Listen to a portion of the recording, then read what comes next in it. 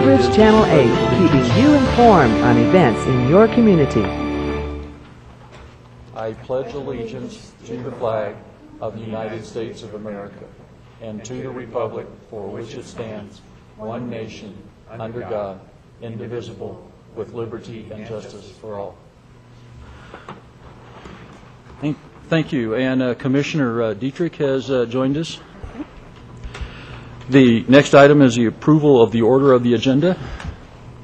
Mr. Chair, I move to approve the order of tonight's agenda with one change under number 8, other items, add 38th Avenue Task Force update, and also note that ask that to be, I guess, a standing item on every agenda during the next 2011.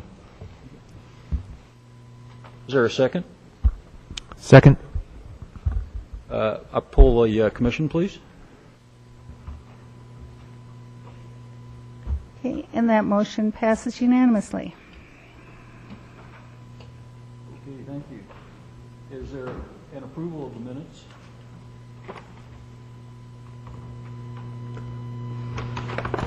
Mr. Chair, I'll move to approve the minutes for January 6, 2011. Second. Been moved and seconded. Poll the council, please. Can that motion passes with Commissioner Dwyer abstaining? The next item on the agenda is the public forum, and that's a time for members of the public to come and speak on any item that is not on the agenda.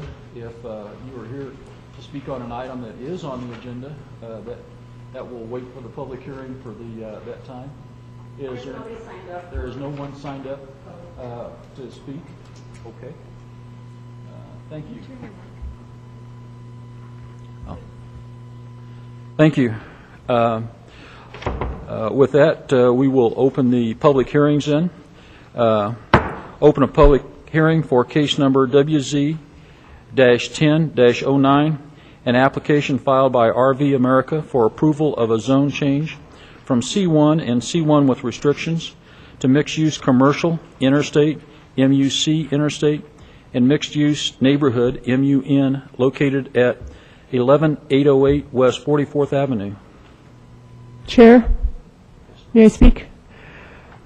I am going to recuse myself from this case as I did on the last case.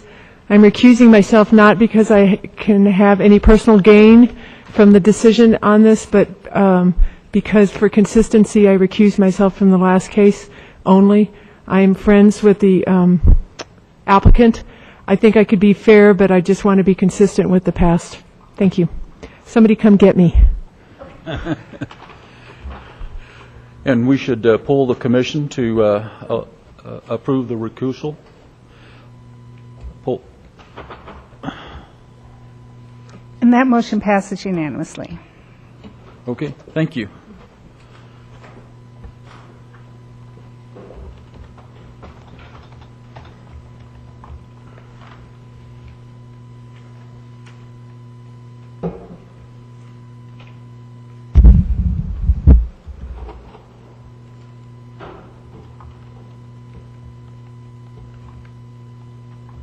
Good evening. For the record, Meredith Recker, Wheatridge Community Development Department. Okay. Is it possible to have the lights turned down so that the audience can see the presentation? Great. Yep. Thank you. Is that okay out there? You guys can see it? Yeah, that is better. Okay. Before I get started, I'd like to introduce a couple of my colleagues who are sitting at the staff tables. Sarah Schowalter is at the front table. The reason she's here is she was the primary author of the mixed-use zoning classification effort that we just went through. And, of course, Tim Peranto is the Director of Public Works. Case number WZ-10-09 is a request for a zone change from C1 and C1 with use restrictions to mixed-use commercial interstate and mixed-use neighborhood on property at 11808 West 44th Avenue. I'd like to enter into the record the comprehensive plan, the zoning ordinance, the contents of the case file, and this digital presentation. The property is within the city of Wheatridge, and all appropriate posting and noticing requirements have been met. Therefore, Commission does have jurisdiction to rule this case. This is the property, which is outlined in red. Again, this is a request for a zone change from C1 and C1 with use restrictions to MUC Interstate and MUN. I would point out that this is the new process that was recently adopted by council in September, and the zone change is the first step of the process for redevelopment of the site. If this zoning is approved, there is still site development approval that will be required, and also a platting process that will be required. The property is comprised of 3 parcels, and for the purposes of this entitlement, we are using the address of 11808 West 44th Avenue. Property is roughly 3.5 acres in size and has frontage on 44th and Tabor Street. There is an existing structure at the very northeast corner of the property, utilized as a sales office, and RVs for sale are in display on the front portion of the property. The rear portion is used for inventory storage. I would point out that there is a 6-foot-high brick and wooden fence that runs along Tabor Street, and other fencing along the perimeters to help define the site. The rear parcel is currently road-based surface, and there are 3 curb cuts to 44th Avenue, one of which is being used. This is a copy of the survey plat for the property, which was rezoned in 1993. It was originally zoned RC and A1, and it was rezoned to C1 on the 3 parcels you can see that are designated on the exhibit on the board. The zoning was heavily conditioned, with the front 2 pieces zoned unrestricted C1, and the rear portion C1 with 1 use allowed, which is the RV storage. The approximate location of that boundary line is designated by the black line in the picture. This is a copy of the zoning map for the property. Again, on the zoning aerial overlay, you can see, again, the property outlined in red. There have been 3 prior unsuccessful zone change attempts on the property. All were rezonings to lift the restrictions off the rear of it, the most recent one of which was in 2009. It was a request to zone to plan commercial development and for approval of an outline development plan. It was recommended for approval by Planning Commission, but then defeated at City Council. Under some unusual circumstances, it was a motion to approve, but because there was a legal protest filed against the application, it needed a 3/4 vote, and it failed to get the required number of votes. West 44th Avenue runs along the northern perimeter of the property. It is designated as a collector street and carries over 13,000 vehicles per day. Tabor Street abuts the property to the east. It is currently only 20 feet wide, which is substandard to the city's requirement for a local street of 50 feet. If the property is successful at being rezoned, there will be a platting process, and Public Works asked that at that time there be a 20-foot dedication along the entire boundary of that property for Tabor. Land use to the east, which is shown as in pink, in this area, is Zone C1. It is currently used as a lumber yard. Also on the east, in this green area, is zoning, which is A1 and used as low-density residential, as there is to the south. To the west, the pink and purple designates C1 and C2, and that's currently an office warehouse facility. Taking a look, actually these are some slides that were for the previous case. Not much of the site condition has changed, so I interspersed some of the old pictures with some of the new pictures. But generally you can see that things have not changed since 2009 when we last heard this case. This is looking at the front, looking across 44th Avenue towards the frontage of the property, and moving along to the west, you can see the existing curb cut and the inventory storage, the sales storage. This is the existing sales office at the northeast corner of the site. And this is a view looking towards that inventory in the back. This picture is looking down Tabor Street, which I indicated is only 20 feet wide at this location. And the property, of course, is off to the right-hand side. This is Tabor Street to the north, which is, I believe, a collector street, and it is at a full width build out. These next 2 pictures are a reflection of the new I-70 on-ramps that have been constructed. Those were completed in November. Here's another picture.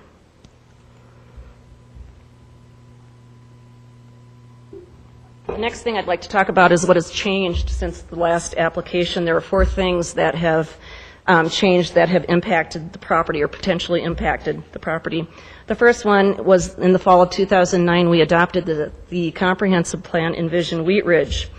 And this is a piece of the structure map which has the property denoted on it. The north portion of the property is shown as neighborhood buffer area. The intent, which is to provide a mix of small-scale commercial uses with higher density residential, office, and commercial uses. The south part, which is sort of this yellowish color, is designated as neighborhood, which is intended to provide single-family homes and high-quality multifamily development.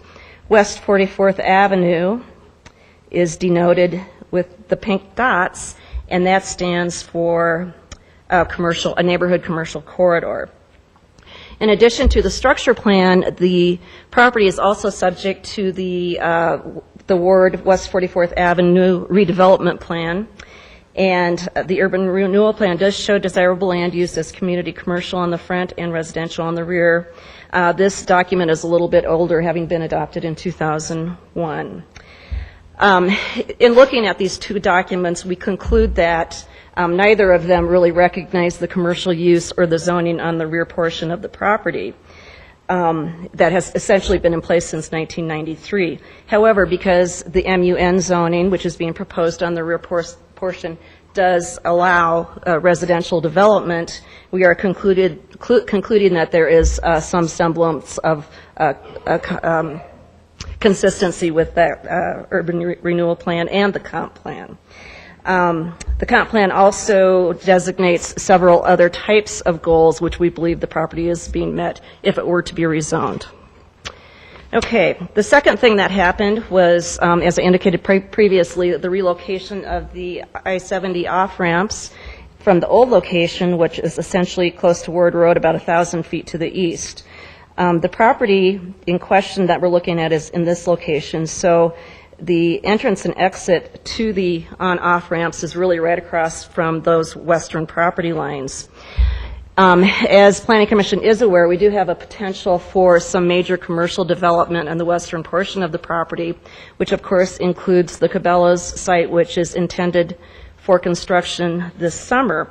And to facilitate that and some of the other ancillary commercial, there have been a lot of infrastructure improvements that have already been completed. Those included the widening and improvement of Youngfield Street, construction of the West 40th underpass under the I-70, relocation of the portion of the Clear Creek Greenbelt Trail, and also improvements funded by CDOT for interchange movements at I-70 and 58th Avenue. Again, the off-ramps were recently completed in November, and we believe that they have substantially altered the commercial character of the neighborhood and will have an impact on the property as well. Again, this is a piece of the construction plan for the property and the in relationship to the I-70 improvements. Again, property is right in this location, and the on-off ramps directly across from the western property line. What else has happened? Well, in fall of 2009, there was a ballot issue which was approved by the general populace to lift certain height and density restrictions currently in place at that time. Essentially, the height standard was 50 feet for non-residential structure, 35 feet for residential structure. Maximum density allowed per the charter was 21 units per acre. That general election was successful in lifting some of those restrictions on certain primarily urban renewal areas, including the I-70 corridor, which also impacts this property. The intent behind it and what we're hoping happens is that we will get stronger households with more buying power, create a better employment base, encourage an open for business attitude in the development market, and finally to encourage redevelopment of underutilized properties with those incentives for higher density and height. Then the fourth thing that happened, which was just this year in September, was City Council approved the new mixed-use zone classifications. Sarah was instrumental in getting that approved. It was a very intensive staff effort, which included creation of a task force and numerous meetings with the stakeholders who were impacted, as well as Planning Commission and City Council. Now, the intent of that was to provide a predictable process that was a little bit more streamlined than the current process we had in place, which was the plan development. Again, the intent of it was to be able to establish general development parameters, including uses, setbacks, and building heights, without providing the expense of a site plan level of detail. So the result of that was the adoption of these four new mixed-use categories: MUC commercial, MUC commercial transit-oriented development, which would impact I-70 and Ward Road Gold Line Station, the MU interstate, which is part of what we're talking about tonight, and then MUN, which is mixed-use neighborhood.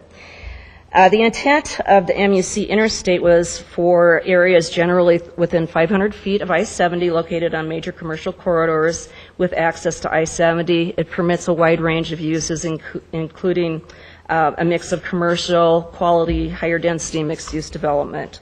The MUN, which is what is being proposed for the southern portion of this property, was more intended as being a neighborhood located in neighborhood streets and being more consistent with some of that residential development we've got. It also allows medium-density mixed-use development, including residential and some neighborhood serving commercial uses.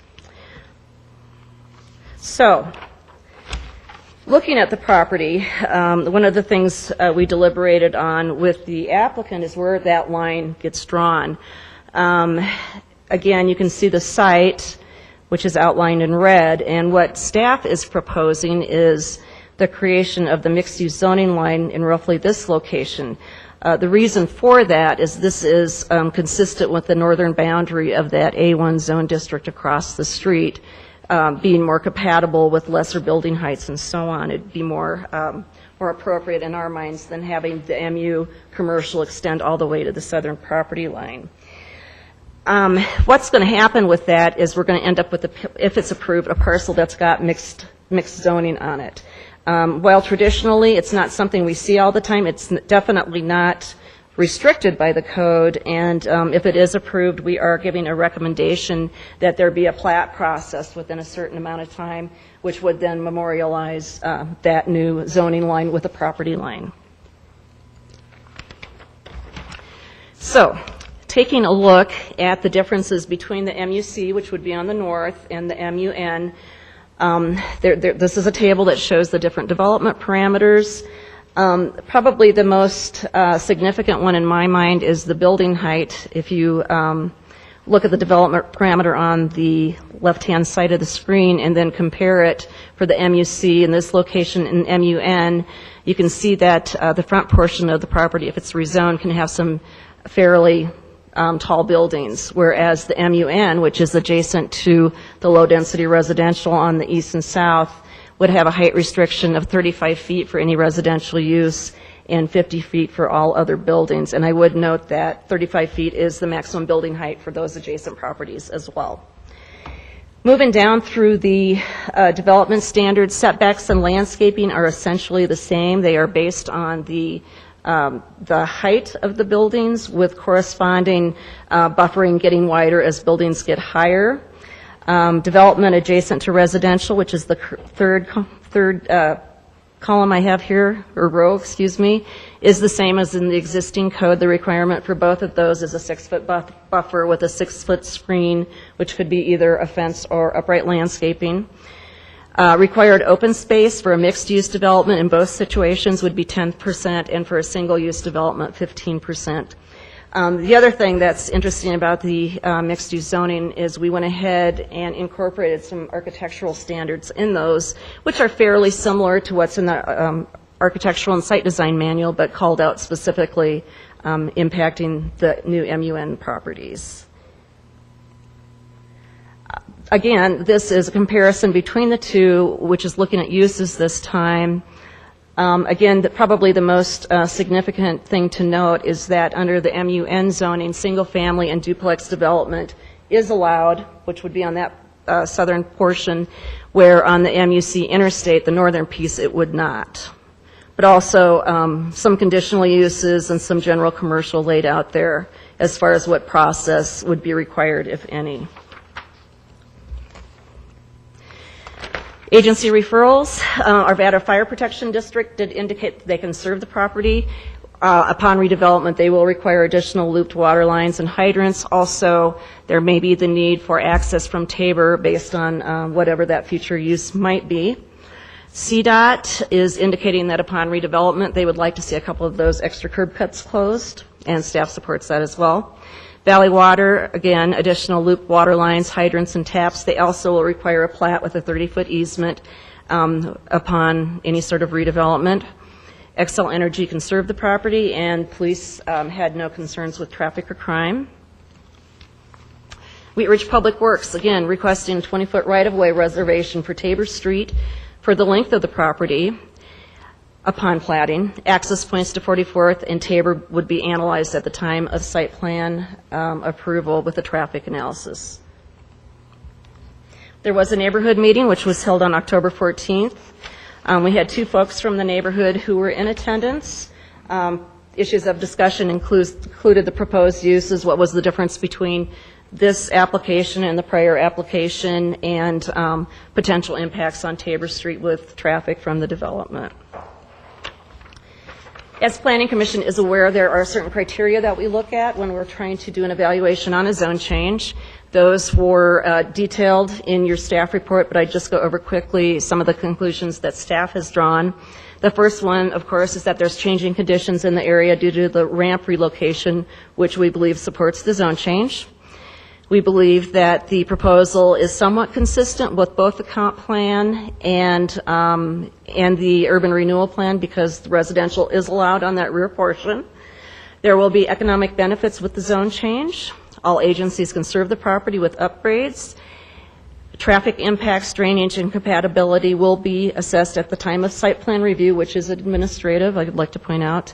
And finally, compliance with the architectural and design standards in the mixed-use zoning will be assessed at the site plan stage. In conclusion, we are recommending approval. We have 3 conditions we'd like added onto that. Those have been incorporated into your recommended motion. The first one is that the zoning line between the 2 different use, or the 2 different categories, be consistent with that A1 zoning line to the east. That the zone change ordinance not be effective until a plat document is reviewed and approved. And finally, at platting, that a 20-foot right-of-way dedication occur for the length of Tabor Street. That does conclude staff remarks. I'd be happy to answer questions.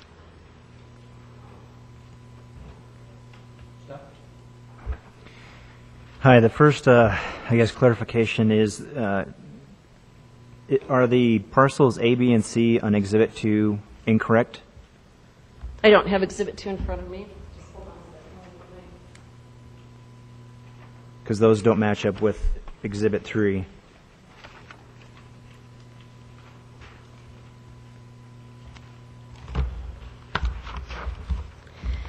Exhibit 3 was the exhibit that was used to denote the zoning in the 1993 zone change. That was an exhibit to the zone change ordinance.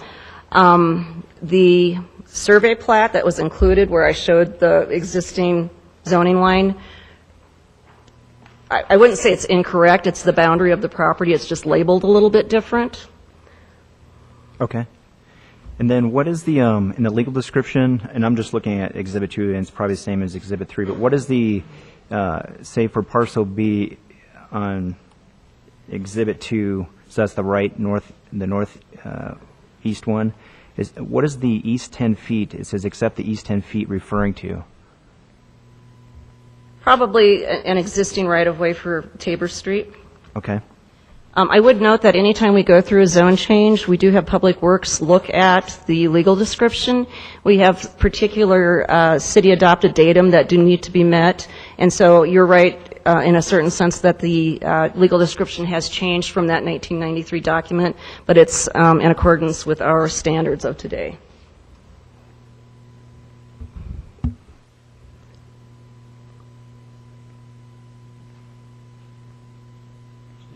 Just a couple of quick questions for staff. On page 10 of the staff report, very top, Wheat Ridge Urban Renewal Authority, a recommendation will be provided at the January 20th public hearing. You alluded to some of the Urban Renewal Authority's findings. Do you just want to...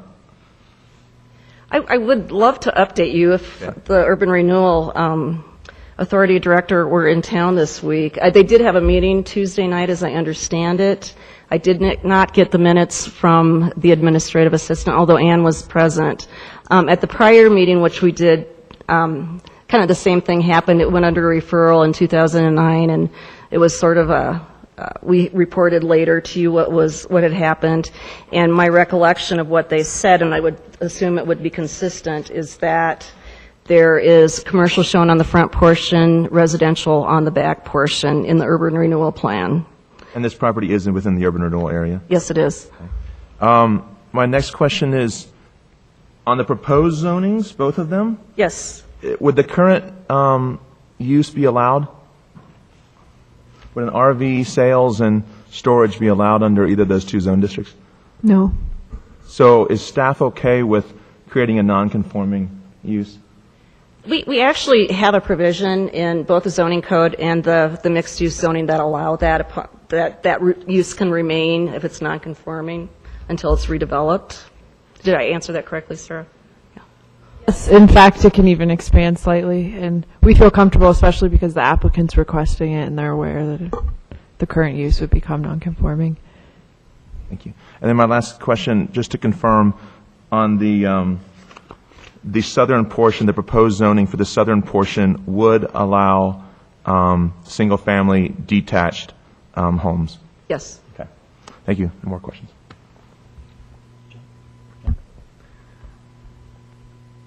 Thank you. Meredith, as I recall from the mixed use, and I wasn't there for the final vote, as I recall, as far as height restrictions go, aren't there step backs as we get closer to residential areas on the maximum height that we can have? That is correct.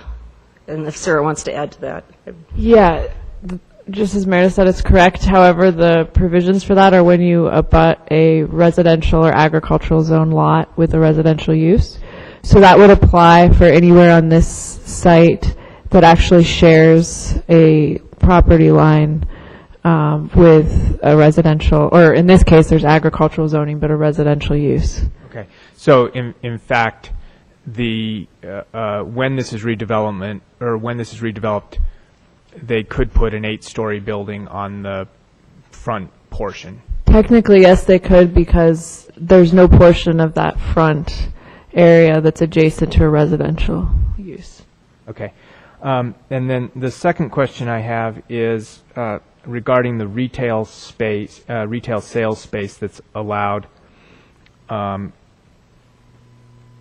don't know. I don't have the dimensions of the proposed new split between the two. So they're allowed up to 60,000 square feet of retail sales in an MUC interstate. Would that northern plot actually be able to accommodate up to 60,000 square feet, or is there a smaller amount that could actually go on that piece? You know, I'm not sure because, you know, we can function with an FAR, but to really try to understand whether 60,000 square feet would be accommodated, we'd have to go through a design process, which we would defer to the applicant's consultant. So I didn't really answer that, but... No, but perhaps the applicant can Sure. answer that one.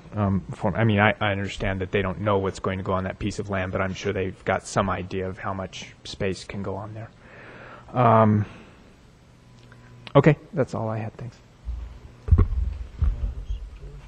Mark?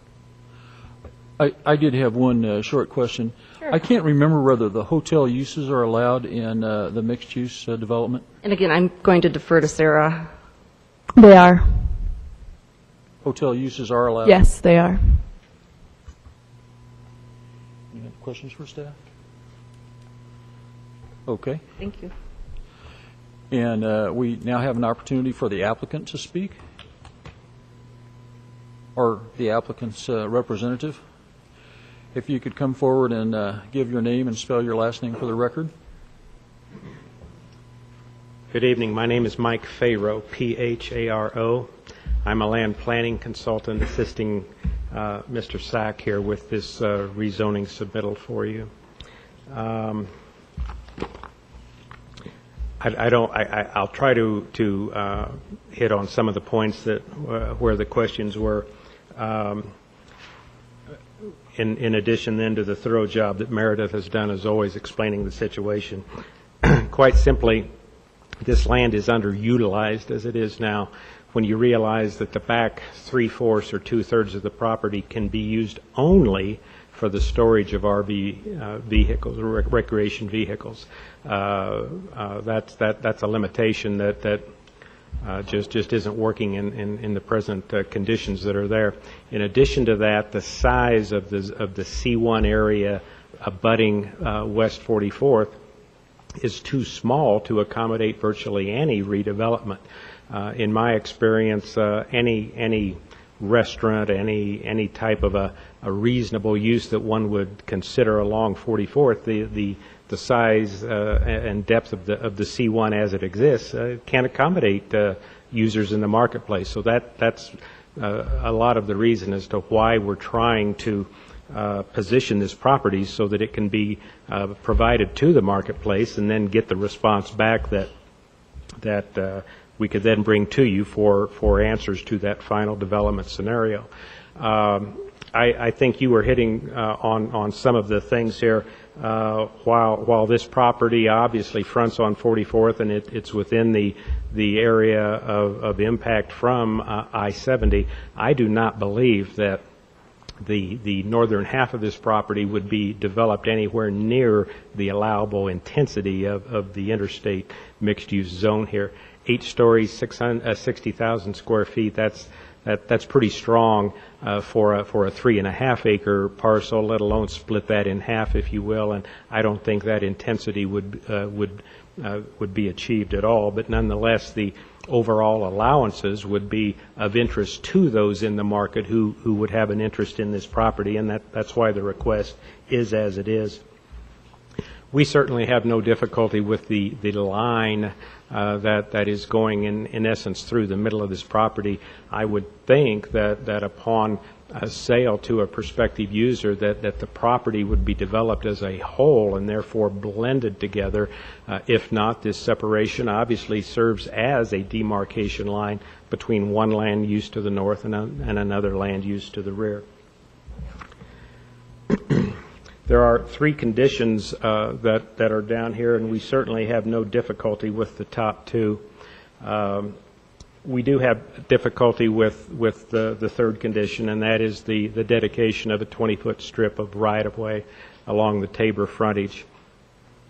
When we presented our program to you previous under your planned unit development ordinance, we recommended that the right-of-way for Tabor, as necessary, be dedicated so that a proper intersection on 44th could be maintained, but then at approximately the same location of this zoning change line, that wider right-of-way would rapidly transition down to the existing single-family rural lane. It's of interest here, and I realize that there are ordinances and rules in place, and Public Works has to come to you with this condition on situations like this, but there are 2 or 3 things that I think warrant further consideration here. One, it's uncomfortable for us that as we are trying to improve the stature of the property of one property owner, that conceivably by doing so it would be detrimental to other property owners, primarily the residential neighborhood to the south. The city of Wheat Ridge takes pride in the uniqueness of a variety of neighborhoods, and I find it interesting that the city does not have a rural lane street section, for example, that could be maintained in a situation like this, because obviously to put a normal suburban type road through this neighborhood would drastically change the character of it. In addition to that, there's nothing in place, to my knowledge, that would account for the acquisition of additional right-of-way in the front yards of some of the homes to the south. And if you follow the line straight down, somebody's going to have to build the western half of this road in what is now open space. They're going to have to fill in part of the lake to build that edge, I believe. So this is a situation where I think consideration of doing what the ordinance perhaps says should be done, I just don't, it doesn't work in this instance, and I'd ask you to think that through a little bit with us. Finally, in terms of what it does to the RV America site, we're being asked to dedicate a 20-foot strip of road, and in essence, it's going to sterilize that 20-foot of land south of this red line, theoretically forever. If we can assume that road isn't going to get built, and obviously there's nothing on the books today that said it would get built, then Mr. Sack's going to have to dedicate land for no good reason, and that in essence seems to be penalizing him. So we would hope that there'd be a way of revisiting this and perhaps providing the right-of-way from the RV America property that is needed for the northern portion of Tabor Street, but keeping the uniqueness of the residential area in place by keeping that rural lane. That's kind of the overview of where we are. We're trying to broaden the allowable uses on this property so that it can be exposed to the marketplace. Under a normal market situation, the commercial real estate people would be going nuts along 44th here with the new I-70 ramps in place and all that, and the opportunities that are there. And we think that is going to come back and happen, and we want to be able to respond to them in a favorable light. That's the basis for our request tonight. Any questions for the applicant? Steve? Just one question or two questions. Number one, is the applicant, if this zone change were to be approved, does the applicant intend to put this property on the market immediately, or are they planning to vacate this location? Can you give us a little history on that? That's a question that Mr. Sack could certainly address, and perhaps he'd be the one to do that, since it's his business and he knows exactly what his intentions are, if that would be okay.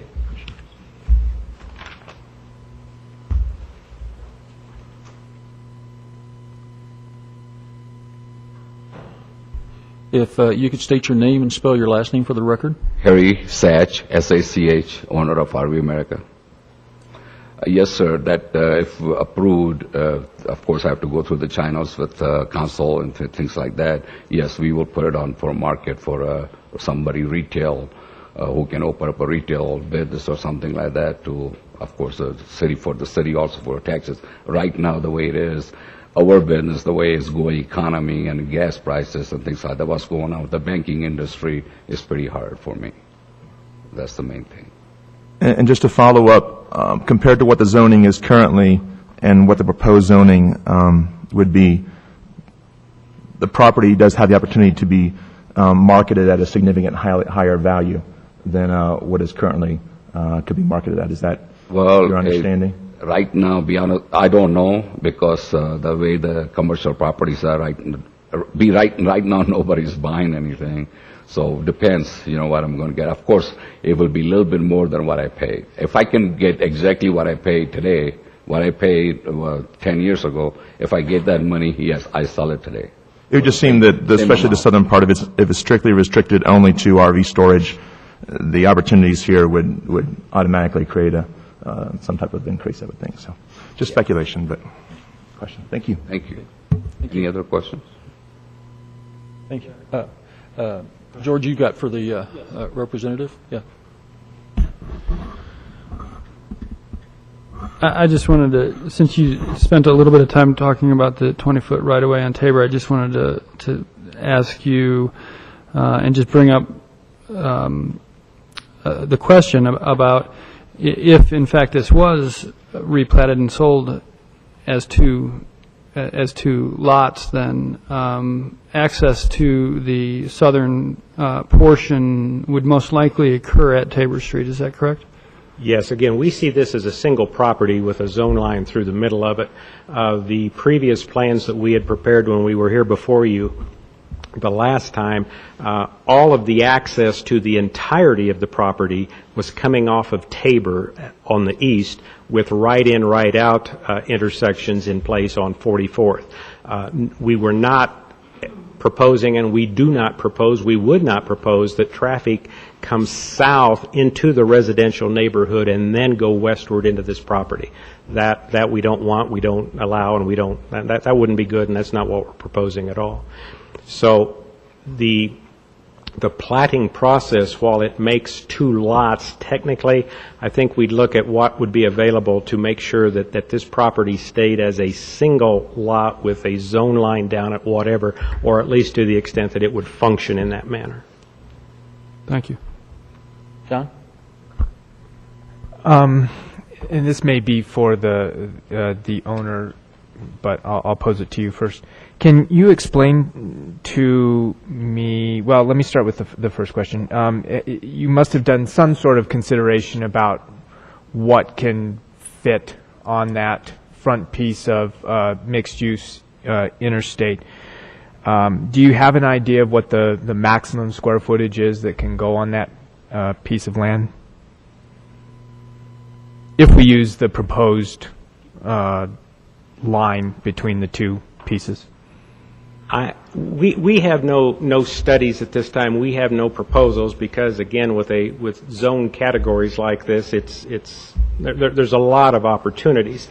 I don't see this thing being any more intense than what you normally see on retail land with a floor area ratio of 0.25 to 1 or 0.22 to 1, I think is what it sometimes works out to be. Now, these zone things do allow the potential for going double-story, two-story, three-story, whatever. I don't think we're going to go 6, 7, 8 stories in this location.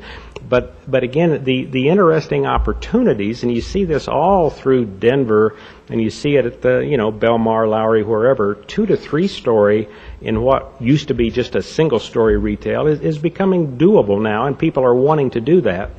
And that's I guess a little bit of excitement that perhaps on a piece of land where the slate in essence is clean, even along 44th here where there are other existing businesses, that's a very real possibility. In addition to some of the properties you've got with the urban renewal over at the old stage stop site and this type of thing. So the exciting thing about these zoning categories is the opportunity that it provides, and once you turn the real estate market loose on this, well then wow, some good things are likely to happen. Right now somebody walks in the door, the only people who have walked in Harry's door are the guys wanting to do self-storage.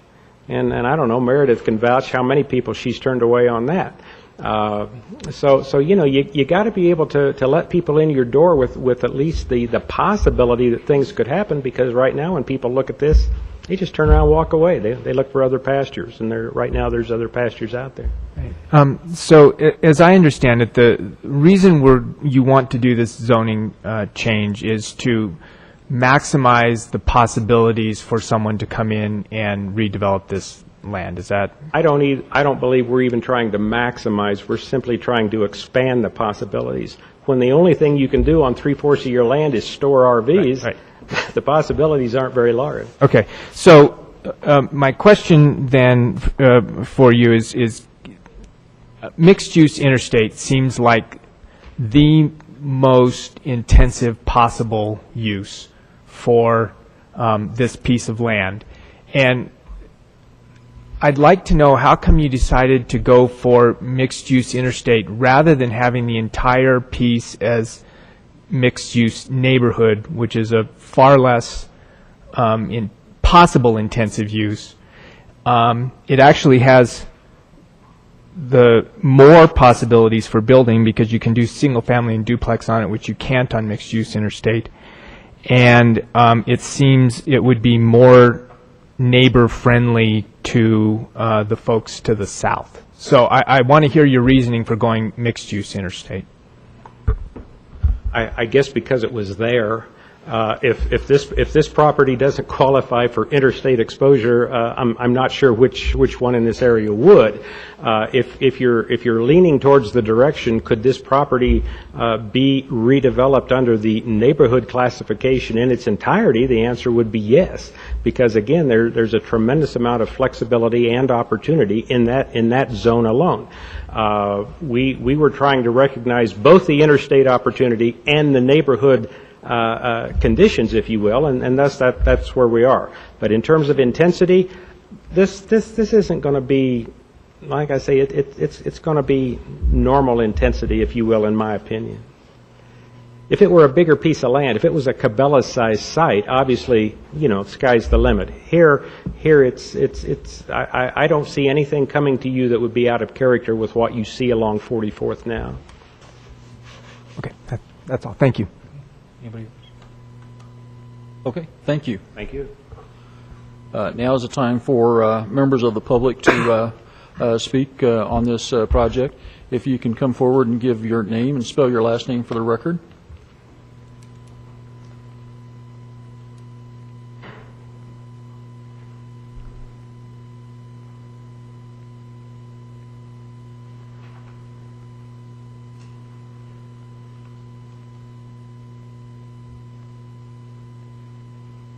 My name's Diane Tipton. I live at 4311 Tabor, directly behind the RV storage place. What else was I supposed to say? Spell your last name for the record. Tipton. Okay. Okay. I very much oppose any of this change of zoning for, I think it's 3 parcels there. Is that correct? Is that three parcels? This gentleman bought 3 parcels. He bought 3 sets of zonings, knowing that that was going to be the most favorable use to the neighborhood of this land. We have, like it's been shown, a very narrow road. There's only, and there's no place at the end of our street for people to really turn around. Since they put the bridge in across Clear Creek, we get more traffic coming down that road because people think they can park there to fish in Tabor Lake. With the interstate opening up, there's been a little bit more activity of people driving down the road, and they drive very, very fast when they find out they can't go anywhere. Now also, the crime rate went up in our neighborhood when the truck stop went up. And when the off-ramp and on-ramp was put on there, and a lot of that crime is from transients and people coming through the neighborhood. I one time picked up a woman whose arm was broken in 3 places from somebody who had driven off the highway. She was walking down the street, snagged her, beat her up, broke her arm, raped her, just dumped her out and got back on the highway and was gone. I know that there's drugs in that neighborhood. Our street is so dark, it's so perfect, that as people start seeing that, wow, here's a dead-end street with no lights, no anything, this would be a perfect spot for us to do whatever we want to do. Until just recently, no one even saw that side of the street too often. It wasn't, unless you were looking for it, you couldn't find it. Now it's, because there's a light right by there, it's now more noticeable. And we don't want that in, there's not many houses there, but we've all been there forever. My mother and I, we've had this house for over 30 years. And it's been a nice neighborhood and nice and quiet, and RV storage is a perfect kind of, a business to put there. And this is, people can't have their stuff at their house. Where are they going to put it? We have access to the highways and stuff. it's very, very convenient for the neighborhood to have a place for people to park their boats and park their RVs and not have to go miles just to go pick up their recreational vehicles. And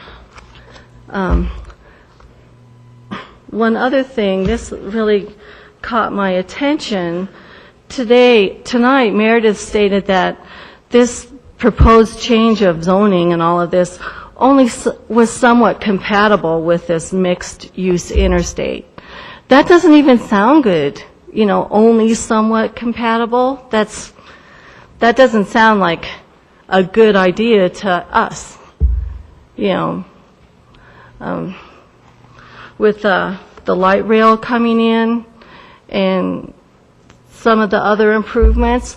I think not only our street, but the residential neighborhoods on the south side of 44th could actually start bringing in people that will pay more money for the homes, will tear down the older homes, build nicer homes, because there really is nowhere in America, and I've been checking, where you can ride a horse and not be on a busy street or haul it, or you can be on a bicycle, your kids can be on bikes and ride. How many miles can they ride a bicycle without having to cross a street, without having to run into any traffic? Since Harry's been starting to do this, I've been looking very intently into other major cities in this country, New York, all the boroughs, San Francisco, LA, Boston, and this is a very unique neighborhood that can be commercial on the very north side along 44th and be very, very friendly to the people that live in the back. But these proposals here that Harry wants to keep, bringing up to the city is not friendly to the neighborhood.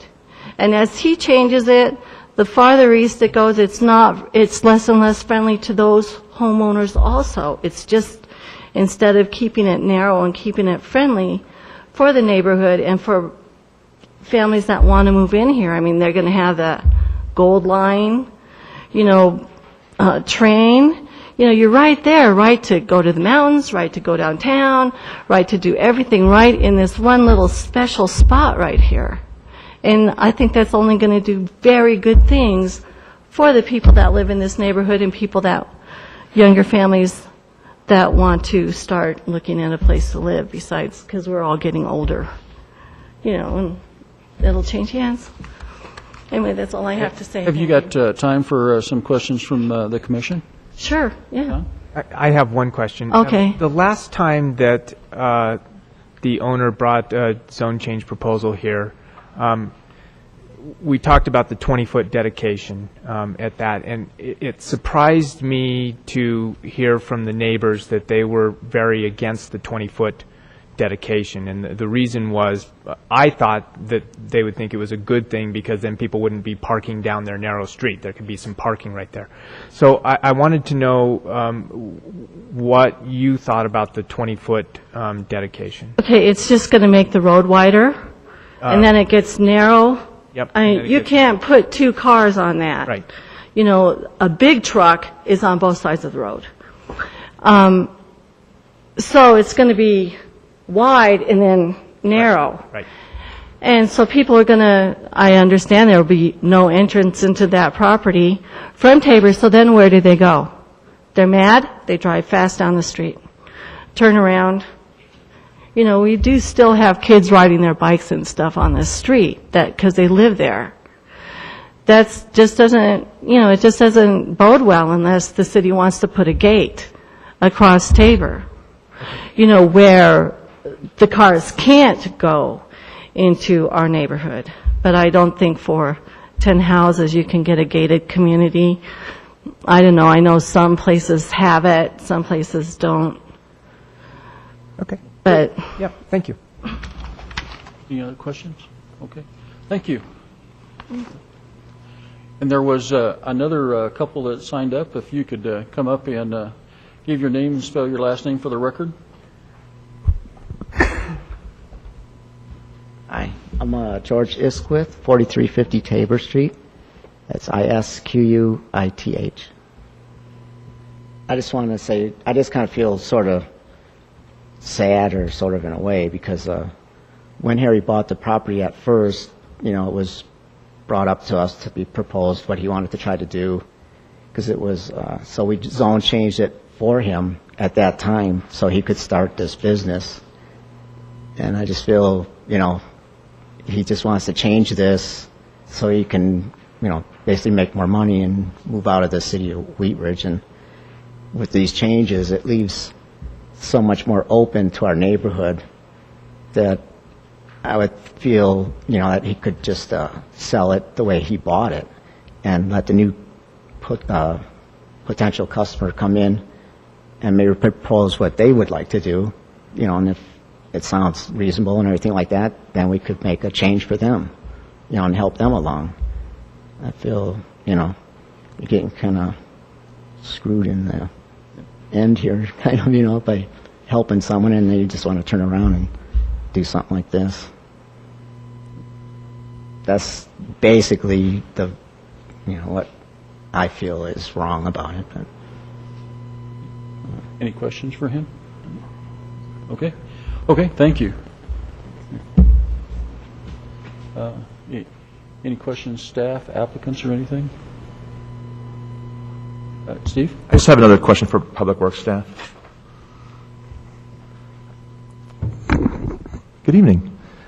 Regarding Tabor Street north of 44th Avenue? Yes. Tabor Street, I believe I read it, but just to confirm, Tabor Street will run to the new proposed light rail station, is that correct? It's one of the only accesses, north-south accesses that intersects or goes under and through I-70, is that correct? Yes. And long-term, in terms of a signal at 44th and Tabor, that's obviously based on warrants, right? But is it perceived that potentially, do you know where, I guess it stands now? Is it on that threshold? Is it way below? Potentially, does that exist regardless of what happens on this site, or is it totally dependent on what occurs at this site for a signalized intersection there? Do you know? I don't know. We have not analyzed it for warrants.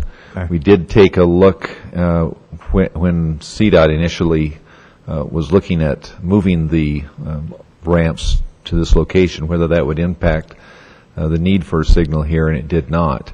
Okay. So it's going to depend on the amount of traffic. As the traffic grows on 44th and on Tabor, it will likely depend more on the traffic on Tabor than on the development of this particular parcel. And traffic on Tabor potentially could increase with the result of that future light rail station? I don't think the station's going to drive that, because the station is out of line for those travelers that might use it. Okay. The station's going to serve more of the folks to the north and to the west. So we don't anticipate there's going to be a large number of Wheat Ridge residents along 44th that will drive up to this station to have access down into downtown Denver. Okay. Thank you. Okay. Anyone else? I have a question for staff. It was stated that that's a perfect place for RV storage, commercial storage, and there is a big market for that. But under the current zoning, it is zoned for inventory storage. Is it zoned to actually store for other people? Would you be allowed to actually store other people's RVs on that lot? You would. And originally, I think that's how it started, is more of a rental situation, but he can have his inventory on it too. So it would be for inventory or commercial RV storage? Yes. Perhaps I'm not understanding.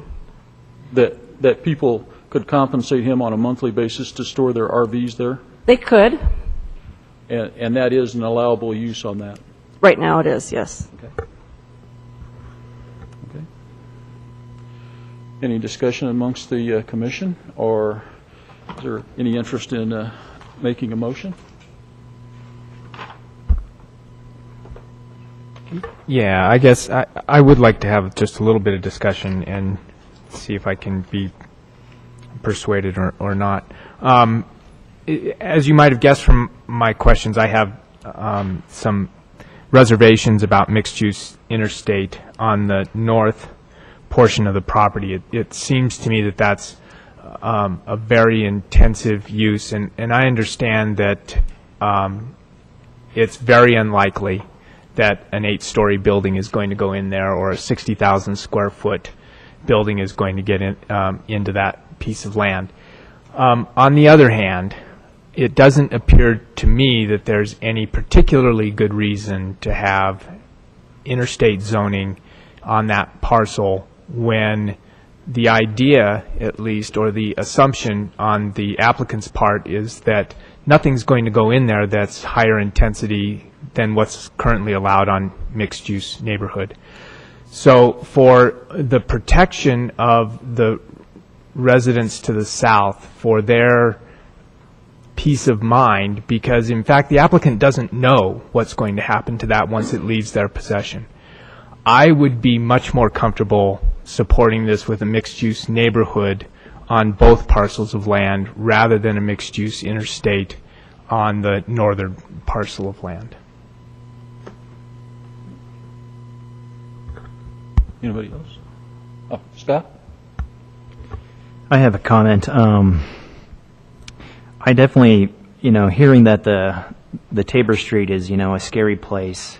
I've actually in the past have driven on it just once because I had no idea. I was new to the area, and it's really impassable for more than one vehicle. It is substandard, and the reason I think, the 20-foot right-of-way dedication also, it could be impassable if there was any need for emergency vehicles, if there's a tree that fell, or another car blocking. I mean, it's obvious that, and also the potential access off of Tabor for this development could be economically beneficial for the owner or potential buyers of this property. And in addition, it could also provide options for utility tie-ins that would be a cost savings and would look better to the potential buyers as well. One of my concerns upon hearing the residents is that the fence that currently sits on that southern border is really not sufficient, for any type of development, even mixed-use neighborhood. And, I would strongly urge something, much more of a 6 to 8 foot height masonry wall with landscape buffers consisting of evergreens that would be wide enough to support the plantings, and also mitigate some of the sound that would occur. It looks like there's a 15-foot ditch easement on the south property line, so the landscape buffer would be in addition to that. Okay. Any other comments? Steve? Just a response to Commissioner Dwyer. Personally, for me, I would have a hard time supporting the MU end of the north, only because I think, as everyone alluded to, 44th Avenue is changing, right, with the access, with Cabela's, with potentially, who knows what, with the light rail station, but potentially putting single-family homes backing or fronting onto 44th Avenue, I would have some strong concerns with. I just think that the nature of 44th Avenue is changing, and it deserves a higher level of intensity than perhaps a more traditional land use might allow. So I probably personally would not be in favor of MUN for the northern portion along 44th Avenue. Okay. Anyone else? Okay, I'll comment that I think I understand where Commissioner Dwyer is coming from on that with the median out in front of this property, it's right turn in and right turn out, which means that the only way that you can get into this property is on your way away from the interstate. And I do share the concern about the mixed-use interstate zoning on that. And the other concern I have is I agree with the applicant. I don't understand why we would possibly do a right-of-way, a 20-foot right-of-way dedication south of the lumberyard to the east. So that would be one thing that if I were going to make a motion, I would change that condition.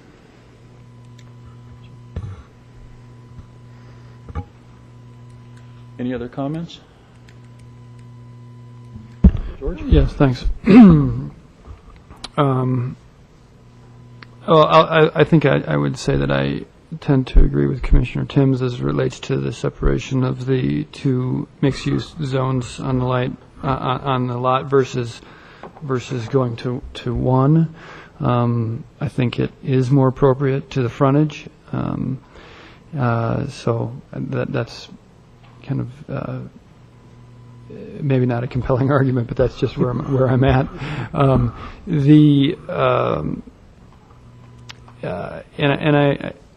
I have to say that I think I understand the concerns regarding the right of way, and I think it's a difficult issue. But I also see the reasonable need for that right of way for a number of reasons, some that have been brought up about access and emergency, as well as development considerations. Okay. And I should comment that the application that we have in front of us is the interstate mixed use and the interstate neighborhood, that we really don't have the ability to change it. The applicant had additional? Yes, please.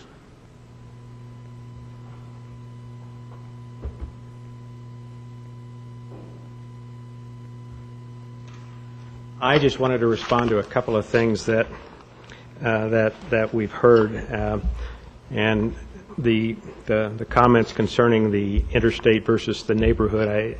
I think this gentleman's about where we are. We're requesting that because we can, and we do see subtle differences in the property, and that's just the way it is. The right-in, right-out situation on 44th, that's why we have no difficulty at all dedicating what is needed to widen Tabor Street at least down to this demarcation line, so that we have full movement access on Tabor, and then Tabor, of course, has full movement signalized intersection on 44th, again, when all those warrants are in place, and we think that's going to happen. Concerning the additional 20-foot right-of-way to the south, my request would be is that if you folks see the need for that, I'd like to see some direction as to when reasonably that road might get expanded and how it might get expanded and be done. Otherwise, you're putting a penalty on Mr. Satch to reserve land that he can't utilize theoretically till the end of time here. So that's just one of those things. So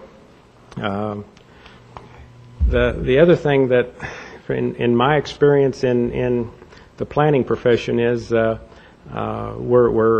having to rely, I guess, on the natural process that happens as people develop or redevelop land.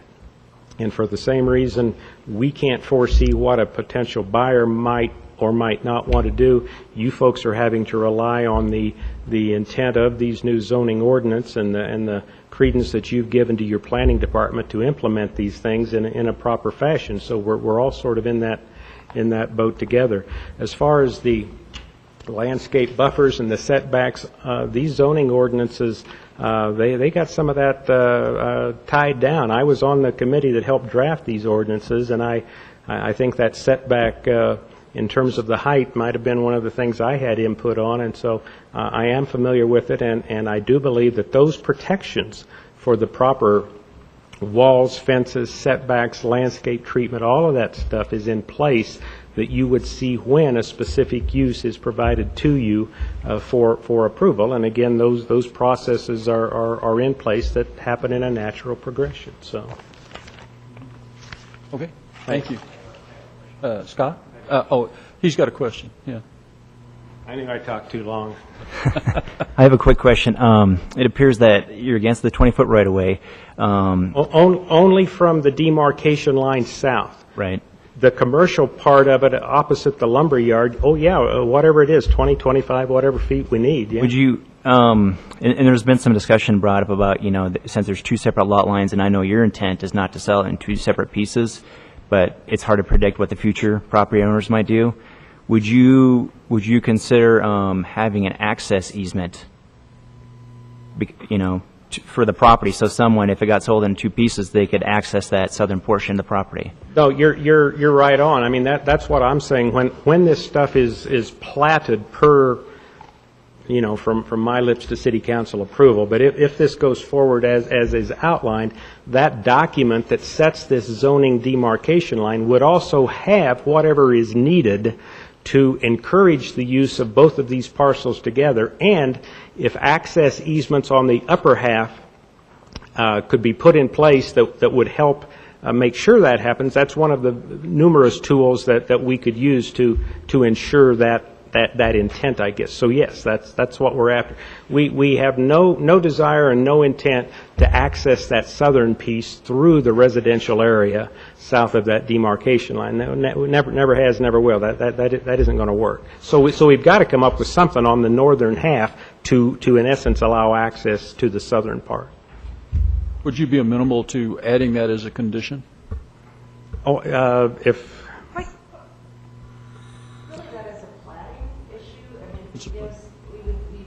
Obviously you can't buy property and make it landlocked.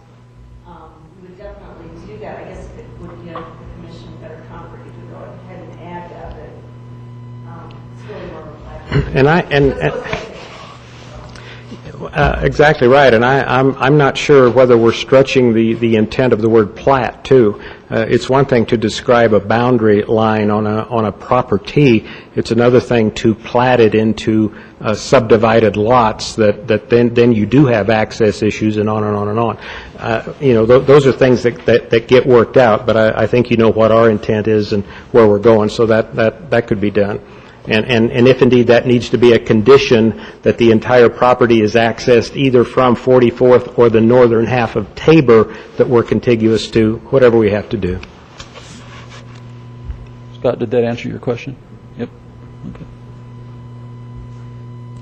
Are we ready for a motion? Thank you. I suspect I'm not really the right person to make the motion.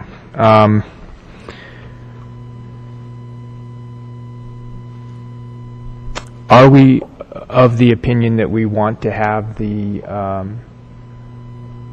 go ahead and have access to both in this motion, or do we want to leave that to the platting stage? Commissioners?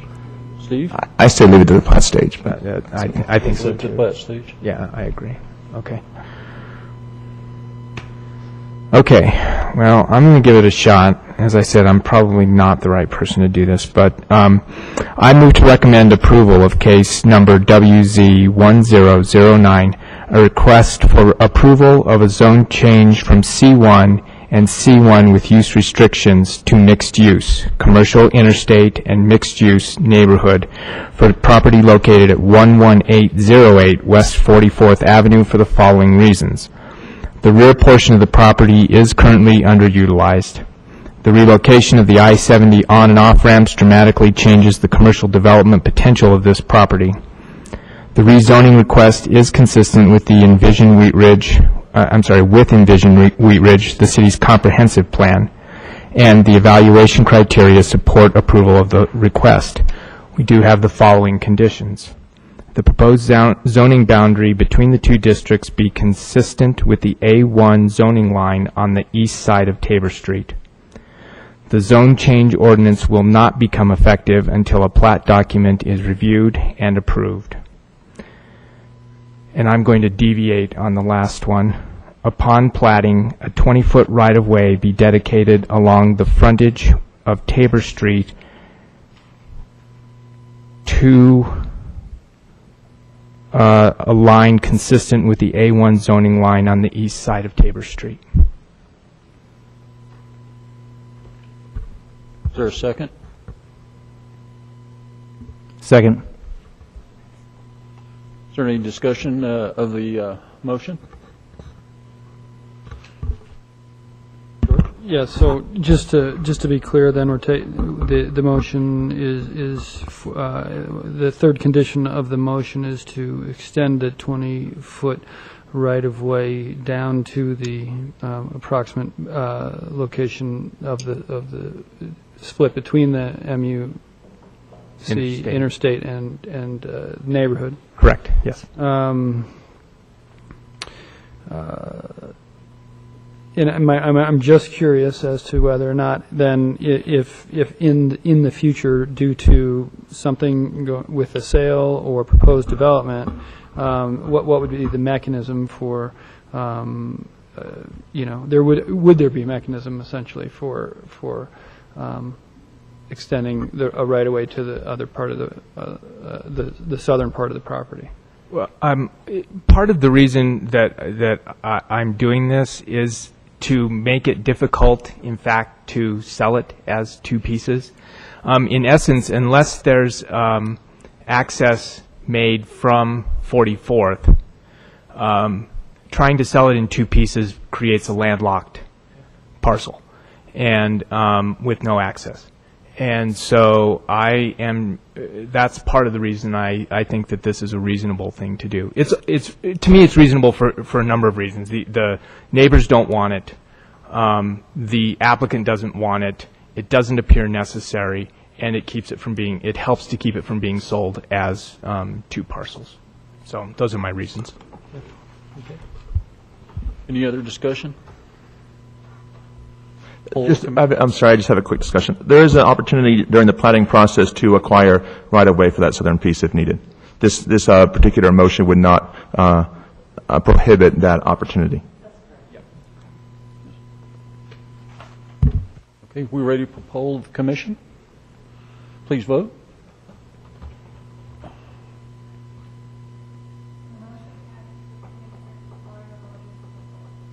Okay. Thank you. Thank you for coming and participating. Told you I wasn't the one. Ann is back. It's 8:15. Anybody want a break before we do the next one? Okay. Can you move to do a break for 5-10 minutes? I know, exactly. Yeah, Mr. Chairman, I move to take a 5-minute recess. Second? Second. Poll the commission.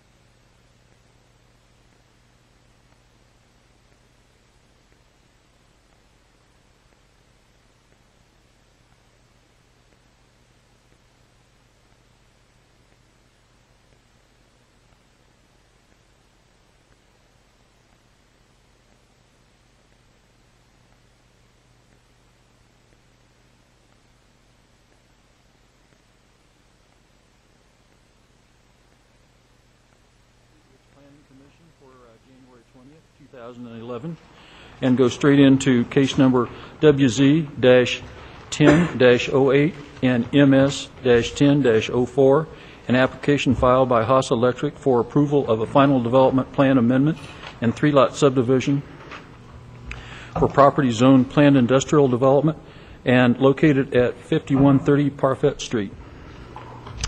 Thank you, Mr. Chairman. Again, for the record, Meredith Record, Wheat Ridge Community Development Department, and Tim Peranto is Public Works Director, will be here to answer any sort of technical questions about the drainage and so on. Case number WZ-1008 and MS-1004, a request for approval of a PID final development plan amendment and a three-lot re-subdivision, 5130 Parfett Street. I would like to enter into the record the subdivision regulations, zoning ordinance case file and packet materials, and the contents of this digital presentation. The property has been posted and noticed, and all legal publications have been met. Therefore, Commission does have jurisdiction to hear this case. All right. The property in question is outlined in red. It is approximately 150,000 square feet in size and is currently being utilized as an electrical contractor's office and storage yard. It was rezoned in 2003 from A1 to PID. I would note that, again, there was kind of some restrictions on the zoning, and I would clarify that the front or the northern two pieces were zoned PID, and this remaining piece on the south remained A1. Again, this was processed under the old plan where we have the outline development plan and then a final development plan and plat approved through a public hearing process. The ODP for that property did allow an electrical contractor's shop and storage yard on it. The property is surrounded by a mix of zoning and land use. To the north and east of the property are commercial or industrial development zone PID with some office, warehouse, and manufacturing. Abutting the property to the west are properties zoned A1. That's a mistake in the staff report, and Commissioner Ohm did correct me on that. And they are also a variety of land uses, including single-family residential. So there's some greenhouses out there and some farming activities as well. And to the property to the south, which again is south of the southern piece on the lot, is zone C1 and is currently vacant. After the rezoning occurred in 2003, a final development plan was approved, which showed the existing structure on the property, which is an old farmhouse, converted into an office. The northern portion of Lot 2 was also shown as outside storage area, which I'm pointing to with my cursor.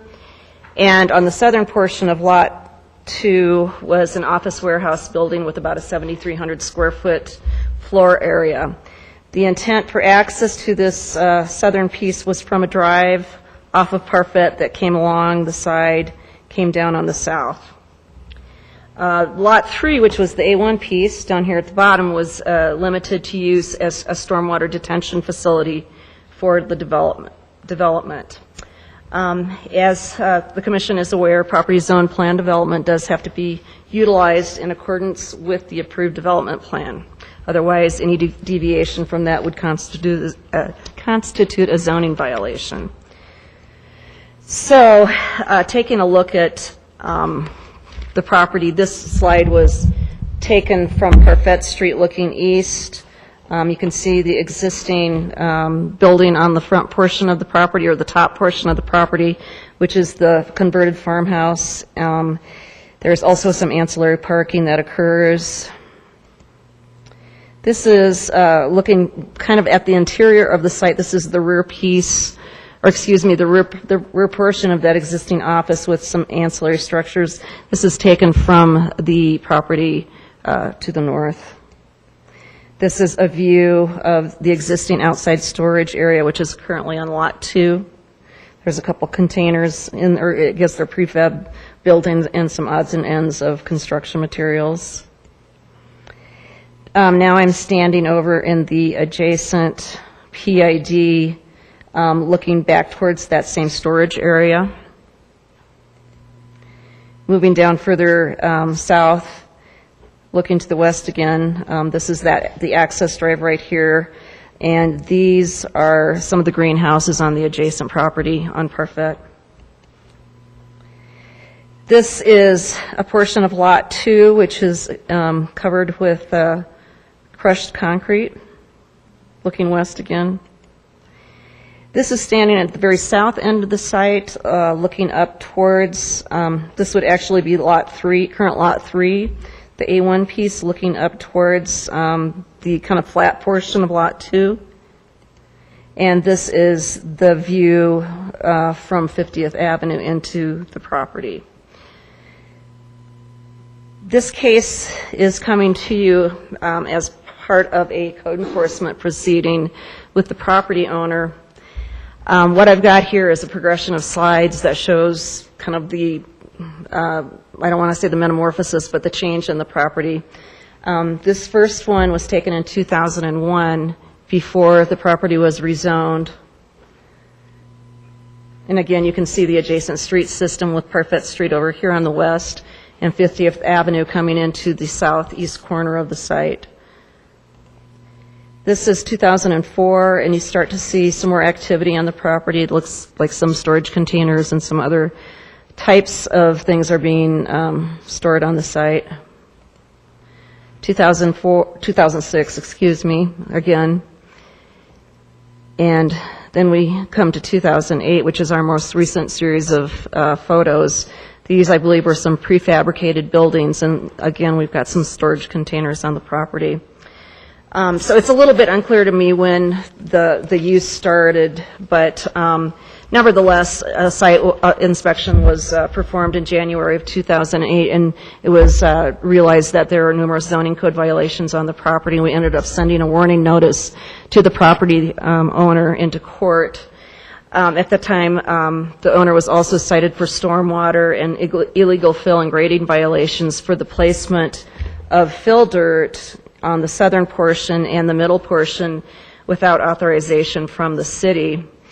Through 2008, we continued to work with the property owner to try to remediate some of the issues, as well as continuing to work on the stormwater violations with our stormwater manager. In fall of 2008, we essentially had the property cleaned up from a zoning perspective. All of the outside storage was contained within the screened area, and none of the stuff on the middle lot were there. And then by late in 2009, we again were out of compliance. As I indicated previously, there is an approved FDP for the property, and it's quite obviously that's never been implemented. Sometimes when you're working with a property owner, by the time you get through the long 2-year zoning process, what were needs at the beginning don't end up that way, and I think that's sort of the case here. We know that the property and the challenges the owner has aren't working for him right now. He has the need for outside storage for his business, but he can't afford to build the office warehouse building on that middle lot for which it was originally intended. And because of that, he feels like he needs to come in and expand the storage area, which is currently up here, down a little bit further south into the property, to have the property actually work for him. It's been a long process. I have to say that it's been a very frustrating process on my part, because there have been a lot of false starts, a lot of phone calls, a lot of meetings with nothing that transpired. Finally, in June of 2010, I sent a summons into into municipal court, and that got the property owner's attention. And we've been working on a compliance schedule ever since then. So what we're doing is we're amending the existing final development plan. You had copies of that in your packet. These are the full-size sets that are the revisions. It's a little bit hard to read. There's a lot going on in there, but I'll try to walk you through it.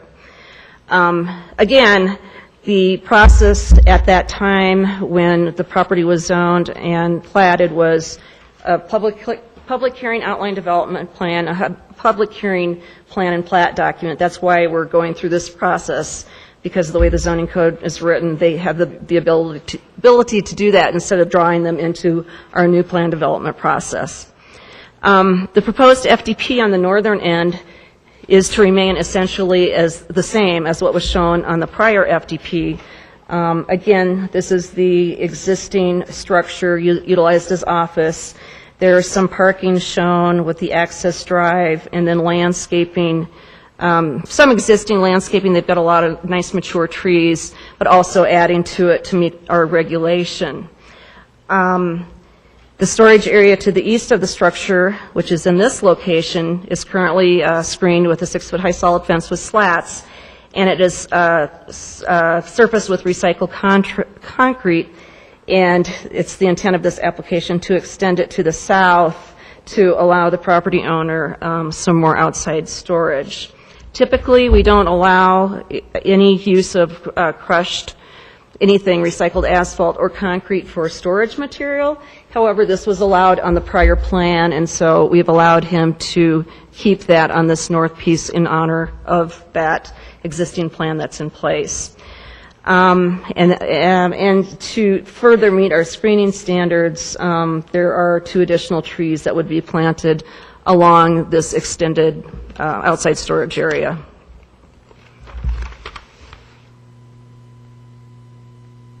This next sheet is kind of the south half of the final development plan, and it really has been amended to reflect the existing condition on the property and to accommodate drainage for the upper portion of the development. And when I say existing condition, what I mean on that is the northern portion up in here being covered in recycled concrete with natural areas on the remainder of the portion. As I indicated previously, the southern part of this piece is currently encumbered with drainage easement, which is being amended to accommodate the new situation and construct a new pond. Access into what will be new Lot 2 is going to be from 50th Avenue. They currently have an informal drive that extends from 50th Avenue and comes up kind of along the eastern property line into this flat area up here. However, it's at a very steep slope. If you looked at the grading plan in your packet, it's at about 18%, which does not meet the city standard. It doesn't meet Jefferson County standards. It also doesn't meet the fire department standard. Because of that, we requested that those 2 lots be combined so that that middle lot isn't landlocked and there actually is direct access from a street via West 50th Avenue. Under the current plan, nothing can happen with the property as far as any sort of storage, or under the proposed plan, excuse me. Obviously, the office warehouse that was shown on the property previously is not going to happen. There's currently crushed concrete over the majority of it with some natural areas. As part of the negotiations, the owner wanted to be able to store equipment in this area, and we said no, it's not a negotiation. You don't meet our grades, you don't meet our access, you don't meet our servicing, and because of that, we requested that those southern 2 lots be combined. Included in the packet for the development was a comparison. It was, I believe, shown under Exhibit 6, a comparison of what was shown on the original ODP plan and what's being proposed with this plan. Again, essentially, the southern portion of the property, despite some grading to accommodate the new drainage situation, is going to remain in an as-is configuration. If and when the property owner then sells this piece before anybody could use it, they'd have to come back through a public hearing process and get approval of a final development plan for whatever that intended use might be. And I would note that per the ODP plan, the property is allowed to have a variety of types of uses: commercial, office, storage, contractors' shop, and storage yard is one of those allowed uses as well. We have concluded that generally the FDP is consistent with the approved ODP currently in place. However, there are several conditions that I would like Commission to add into the motion. Those are, I believe, incorporated into your recommended motions. The first one is that the development standards for Lot 1 shown on sheet 2 of 4, which is the FDP plan, the big FDP plan, be amended so that the minimum front setback is 50 feet rather than 60 feet. Number 2, that the site data table shown on sheet 4 of the FDP is incorrect and should be deleted. 3, that the site data table for Lot 2 on sheet 4 of the FDP be amended to indicate that areas not covered in recycled concrete reflect those natural areas and would comprise about 65% of the combined lot areas. And finally, number 4, which is near and dear to my heart, that all improvements on the revised FDP, including revegetation of the graded areas, being placed no later than 3 months after City Council approval. So that takes care of the FDP part. This is, I have to look at the date. This is the original plat, which was processed in accordance with the outline plan and the final plan. There are currently 3 lots. The first one is Lot 1, which is the piece adjacent to Parfait with a lot line sort of in this location. Oops, sorry about that. The second lot included this kind of tail or the flagpole part, and then this piece down here. And then the third piece was the A1 piece down at the bottom. The existing plat provides access easements, also some drainage easements, some specific utility easements, in addition to a large detention easement on the south side. Based on the discussion that I had before about the inability to legally access that middle lot, staff required that these 2 southern lots be combined. Also, because of the storage area in this location, which is right behind the old house, is being expanded, they've gotten rid of this lot line and put it down here so that storage area is expanded, and then, like I say, consolidated these 2 lots. Again, it's we have the situation with split zoning, and again, it's typical that zoning lines follow lot lines, but not necessarily. It's not something that is required by the zoning and development code, and therefore this bottom piece could be sold as one.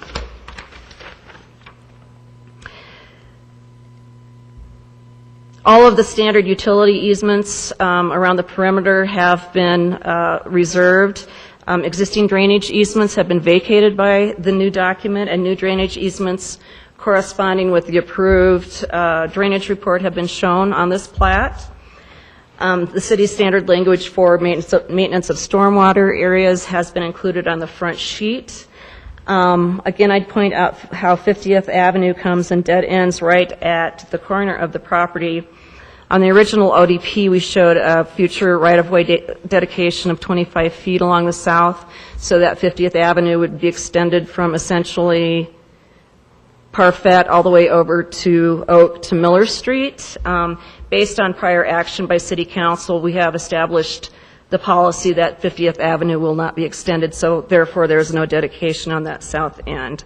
And we've concluded that all regulations and standards of the Article 4, which is the subdivision regulations, have been met. With regard to agency review, Arvada Fire concurs with city staff that that middle lot can't be used until adequate fire access is provided with a specific development scenario.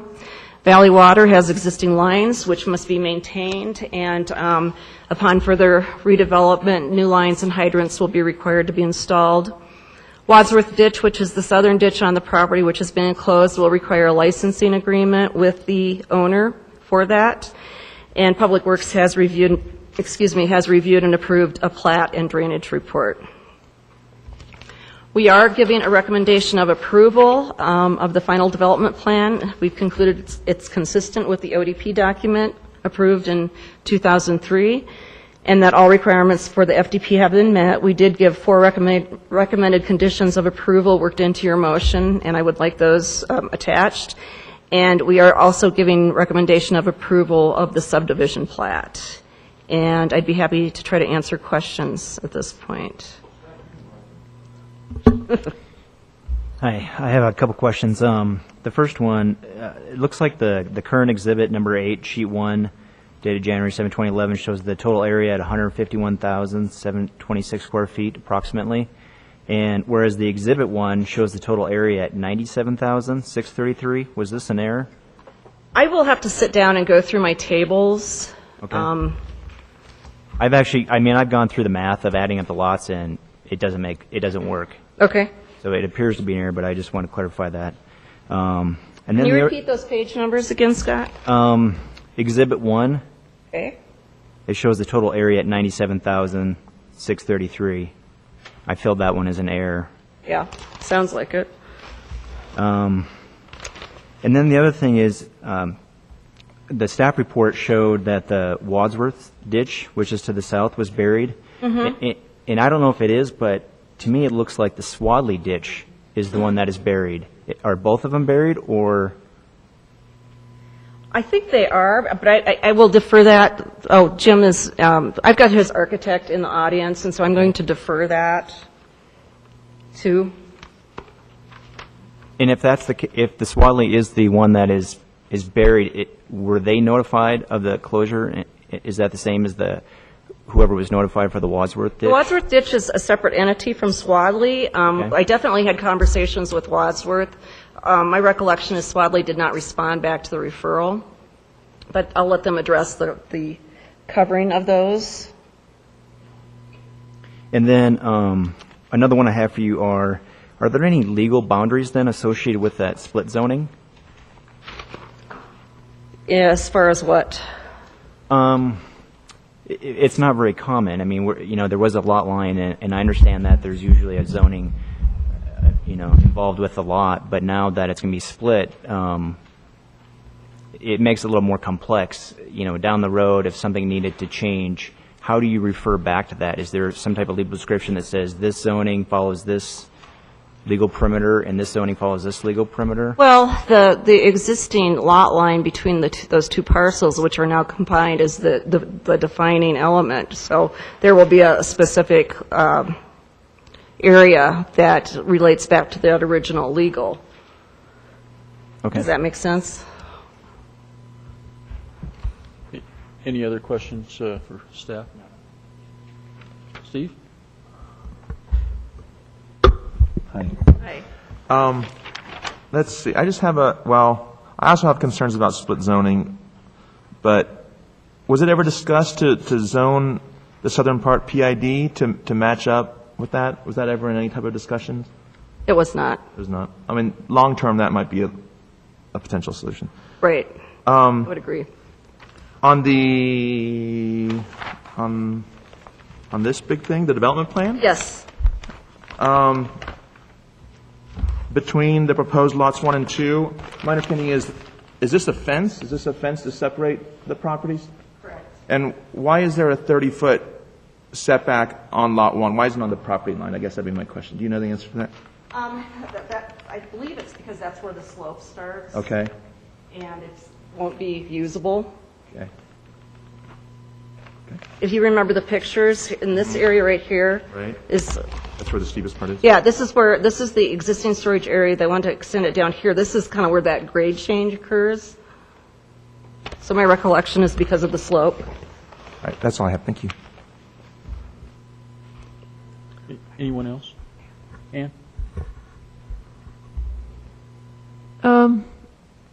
So if we approve this, all past bad acts are essentially wiped with regards to the fill, with regards to the all bad past acts? That's kind of a tough one. I mean, we are involved in code enforcement action. So essentially, this was, I want to say, a negotiated settlement with the city prosecutor and the property owner. Generally, once you have a compliance schedule, there's not fines levied. And that was a decision. We gave the applicant two choices. We said you either move it all out and restore it to the normal, what was pre-existing condition, or you amend the FDP, and this is the route they chose. Now, they still have the issue of working with the state and our stormwater coordinator to make sure that there's no violation of the MPDES permit and the state requirement and federal requirements. So that will be ongoing. Beyond the 3 months that you've had as a condition? No, they're supposed to have the grading, during the regrading process on that southern end, they're opening up is the nomenclature they use, the permit again, which will then be monitored and finalized once they get that all in place. So while I would like to stick with the 3 months, I think the 3 months is pretty aggressive, especially since you're right in the middle of winter. I have concerns, first of all, that they're actually going to do it. Secondly, I have concerns about the 3 months and getting it achieved within those 3 months. Okay. Was 3 months, was there a reason for 3 months? Was it arbitrary, or did you see that something's happening within the next, assuming that it's going to council in early February or mid-February, that would mean March, April, May, end of May, effectively, that all this work would be done? I'd like it done. We have tiptoed around this thing for 5 years, and they need to comply. I guess if you feel uncomfortable with that, let's defer to the applicant to see what they think is a more reasonable time frame. But like I say, this needs to be done. Okay, and I'm going back to my first question. Okay. Approving this, since will basically eliminate or forgive all bad acts, because I think you said that we're not going to do any code enforcement if they meet this. That's correct. So everything they've done is effectively approved. Not until you and City Council approve it. That's correct. Okay, and then I'm still concerned about the Swadley/Wadsworth ditch. So Swadley was approached, but they didn't respond, and Wadsworth was approached, and they did respond. That's correct. Wadsworth is the southern one. Yep. And like I say, I'm going to defer back to the applicant. Okay.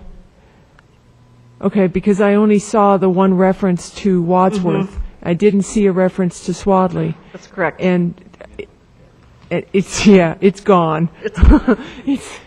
It's gone from even the closest satellite dish. So, but I didn't see it in your notes that Swadley had been notified. We typically will send a referral to any ditch that's involved. Sometimes they choose not to respond. I've had an ongoing conversation with the president of the Wadsworth ditch with some of the issues with the property owner. So, like I say, just like when Excel doesn't respond, I don't call them up and go, oh, you didn't respond back. Okay, but Swadley was notified. It's just an omission from the notes here, but they did not respond. That's correct. Okay. Thank you. Well, just to keep that line of questioning, if they were to respond at some point in the future, they still have jurisdiction over that, over what the ditch and the remedies for anything that's happened. Our actions won't preclude Swadley from enforcing anything that they could. Just like you said, the stormwater issues will have to be remedied according to whoever has jurisdiction over those. Correct. Okay. You mentioned the compliance schedule, and I think you mentioned 2010 that they were in a compliance schedule in last year. Is that? It was in 2008. And they met that schedule. They did. Well, essentially, they were working with the stormwater coordinator. They had all of the stuff out of this area, and things were behind the screen fence. And then again, and I'm not sure the circumstances, but then they became out of compliance again. When? you don't? By 2009, they were out of compliance. Okay. Yeah. I think But I'm that's sorry, the you date said that, so I guess I misheard. I heard that there was a compliance schedule in 2010 then as well. No. In 2010, I cited them I summons them to court, and we've been working with the city prosecutor to come up with a compliance schedule for amending the FDP, is what I meant. Sorry about that. Right, not actually doing anything on the property, actually Just doing getting them doing legal. drawings. Mhm. Okay.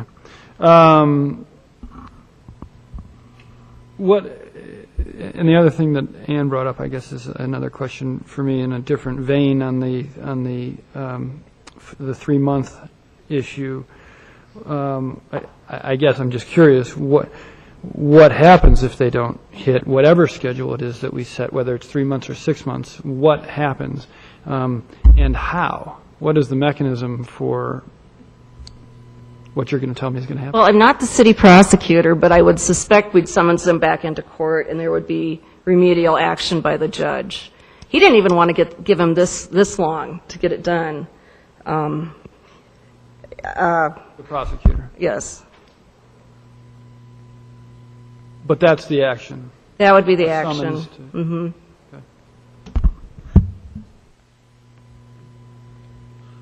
Okay, I'll finish up with the final question. Okay, The make way it an easy one. No, I'm going to piggyback on them. Okay. The way I interpret that is if that 3-month compliance period, if that's not successfully followed through with, then the approval is, in effect, retroactively just disappears, and the previous enforcement action can step in and move forward. We would start over again. And when I say the improvements implemented, if you look at the FDP, I mean, they haven't done anything on the front they showed they were going to. So we're talking installation of native seed, the plantings, the paved area for the parking, extension of this area, and then some grading down on this south end to adjust to the new situation with revegetation. So there's kind of a lot there, but we've also given them plenty of time. Okay. Anything else for staff? This may not be a fair question. I really don't know, but is it known whether or not the owner has the resources to even comply? That's not something that we take into consideration. Okay. Thank you. Is the applicant here to talk to us tonight? If you can state your name and spell your last name for the record.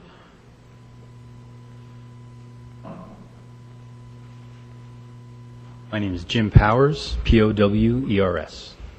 And I've been helping Mr. Haas just kind of coordinate the FDP. I was the architect that did the original building for the original FDP. And that was my limited involvement at that time. Since this stuff has been coming back, since Mr. Haas did things he wasn't supposed to do, I've been helping him just coordinate all the information and coordinate with Meredith and so forth. So I'm here on his behalf to take the slings and arrows and answer any questions. Scott? Taking the bullet for the team. That's right. That's me. I've looked at the proposed grading on Lot 1, and it appears to have the potential of altering the natural surface flow, and appears to be pushing some of that water onto the west and east neighboring properties. Does this comply with the state of Colorado natural surface flow law? You know, to be honest, I can't answer that question. I am not the civil engineer that designed the flow. I think are you talking about on the lower part? It's actually on this the smallest little width portion in between what used to be Lot 1 and kind of Lot 2. That flagpole kind of. Yeah, the little flagpole. Okay. I know it's not going to push water onto the east property just because of the grades. I know it won't do that. In terms of the west property, it's my understanding that there's a swale in that grading that will direct that water, and we actually have an easement, that's a drainage easement specifically for Lot 1 that goes down through Lot 2. it looks like the swale is actually created right on the property line, looking at the proposed grading. Yeah, I can't answer that question. I'm sorry. And then it also appears that there's additional fill added on the south border of the proposed Lot 2 on top of a 10-foot utility easement. Are the utility entities okay with this? And that's As far as I know, I mean, as Ms. Meredith, as Ms. Reckert pointed out, I think they're concerned that they're deeper, but they're still accessible, and as far as I know, that they're okay with it. I don't think they're happy about it, but I think they understand the circumstances. on Lot 1, kind of on the south portion that runs east-west, there's a dashed line that's parallel with that property line that's offset. Is that a 5-foot utility easement that wasn't labeled? Because I know on the north it shows a 5-foot utility easement that's a dashed line, but there's one on the south that runs east-west. It's on Lot 1. Yeah, that's on Exhibit 8, Sheet 2.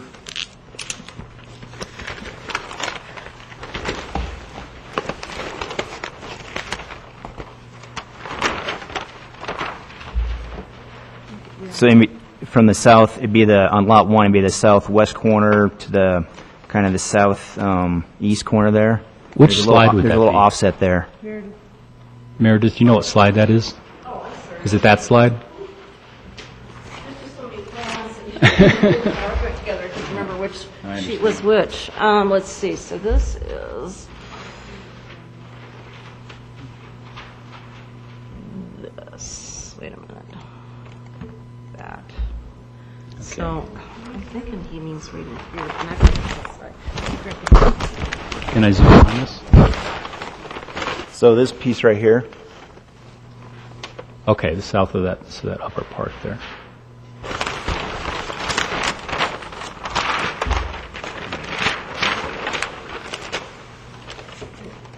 Let me answer that.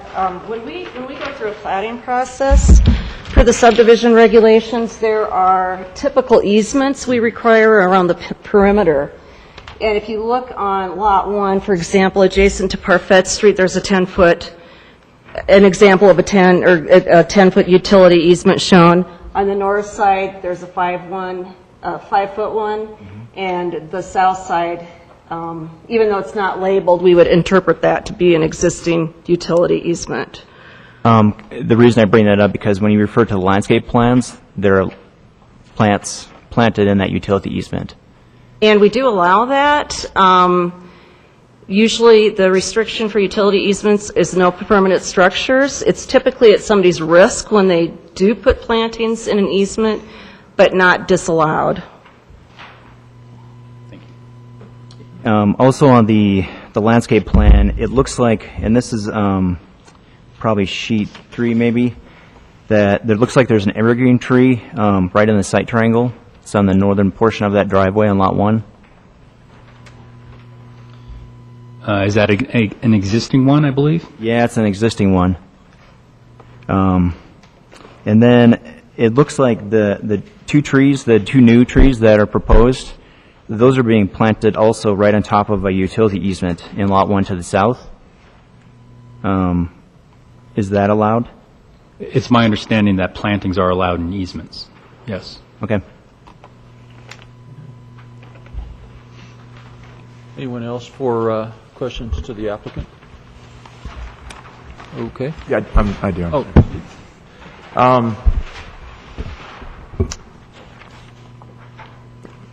Was the applicant aware that they were doing things that weren't according to the zoning in the past? You know, to be honest, I'm not sure exactly what he was aware of. Okay. Have you or the applicant have had communication with the ditch companies during this time? What's their status on what's occurred there on? Yeah, the Swadley ditch is piped. It's been piped for quite some time, and there is an approval letter and an agreement with the Swadley Ditch Company. The Wadsworth Ditch Company is currently not piped. It's open right now. However, the plan is to pipe it, and the Wadsworth Ditch Company there will be an agreement in place with them. That's one of the things that the Wadsworth Ditch Company replied to the city concerning that. And we've been in touch with them also, so we're aware of that. And the applicant's aware that if this is proposed or this goes through or is approved, they will not be able to use the proposed Lot 2 Yep. for anything. Yes, for anything. Is Which, it- yeah. you know, and I know that it was discussed up here a couple minutes ago about forgiveness of his past sins and retribution and so forth. The fact that economically he won't be able to use these lots for anything is I think, a pretty significant slap on the hand for the things he's done that are obviously against zoning and everything else. I'd just like to throw that out there. And then, is it, you understand the applicant, they understand the condition that they have to comply with the FDP within 90 days or 3 months for city council approval? Yeah, I think that's going to be a problem. I think 3 months is too short a time to be able to do all this work. That's not something that was discussed with us. It showed up on this letter for this meeting. I think we're going to need 6 months to do this, to make sure it all gets done right and go through the state process of making sure all the BMPs are in place and continue to be in place, and that everything starts to be revegetated. It took a year to do it the last time. I just don't think 3 months is doable. But you feel like 6 months is? I think 6 months is. Thank you. You're welcome. Any other questions for the applicant? Okay. Thank you. Now comes the time for members of the public to speak on this. If you can come forward and state your name and spell your last name for the record.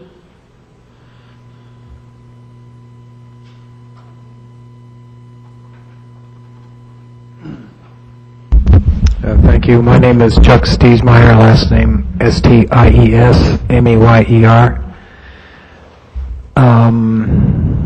I live at 4996 Parfait, which is to the west and south of 50th. And I've been there for a little over 10 years. I've always looked at this property as kind of a very odd little large piece of property, and I'm good friends with Frank Whaling, who lives to the north of it. And when I first moved there, the house was used as a kind of a halfway house for kids, and we had, some problems with them, and I was not aware that the properties in the back and that piece coming down were even attached to the house on the same property. That was then sold to... Excuse me. Yes. Can you identify where you live in relationship to Oh, lots I'm 1, sorry, can I... 2, or 3? Oh, sweet. Right here. Yeah. Or put... Right down there. Let's see if this... Yeah. You're right down here, right? Yeah. You're right down there. Okay. Right down there, and, yeah. And So you I've- move away from the mic a little bit. Okay. I've had, first, I've watched what's gone on with this property for the last 10 years, and I've noticed, like I say, Frank Whaling has been there since 57. He initially had some interest in purchasing that property.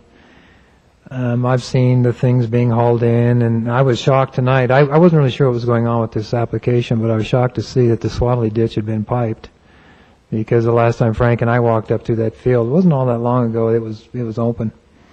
We've seen the fill dirt come in, which was supposed to be clean fill dirt, which wasn't. We've seen the Caterpillar and the tractors and all that playing around on the lower section, moving who knows what where. As far as this application, I'm pleased. I could never understand how that second lot, the one in the middle and the one on the bottom, had any value at all, because you're counting on access from 50th, and my function here is to fight the, as Meredith knows, we've been going around for this for a while, along with Mr. Medved, to stop 50th, and I thought if 50th never went even halfway through, what value would that bottom property have?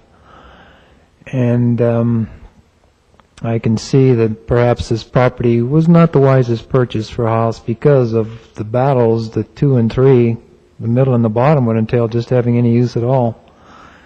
I think he was trying to make a silk purse out of the pig's ear, but that didn't work. I've seen the storage properties moved and hauled, and the landscaping, which was promised for the top, never put in.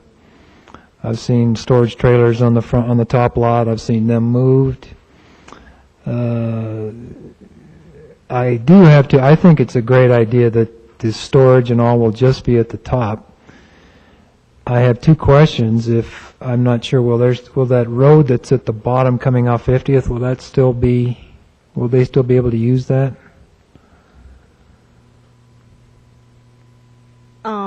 I mean, they do have rights to access 50th, but I don't know why would they need it? Why would they even need it? Eventually, if that piece redevelops, then they will be able to put a formal access in. The other thing is I come to council or the planning commission and council about every it was about every three months previously, and now it's not so often. But way back when, it seemed like the city of Arvada was planning on a rather large drainage or sewage pipe, either running down Parfait or the back of the property on Oak, and then heading east on 50th. And it was a concern when Medved was trying to put in the Hummer dealership, is because he was going to have to dedicate quite a bit of that to that pipe. I wasn't sure whether that came down Parfait or Oak Street, but it was one of the two, and it came along 50th for a ways and then headed south. I don't know if that's been taken into account here or... What he's referring to are improvements that are required for the Columbine Basin outfall system, which, Tim, that's not something I brought along. Are you able to address that? Yes, I can. The proposed storm drainage project would come across from Miller south across the Medved property, the undeveloped Medved property, and then would move up along the east side of the property and to approximately 50th, and then cross over to Parfait. So there is still a storm drainage project that is proposed in this area to serve the northwest quadrant of the city. It'd be quite a large facility, and that will need to be constructed at some point in time. It does not impact this property per se. Okay. Finally, was there maybe I didn't understand it right, was there a pond that's supposed to be constructed in the south part of the property?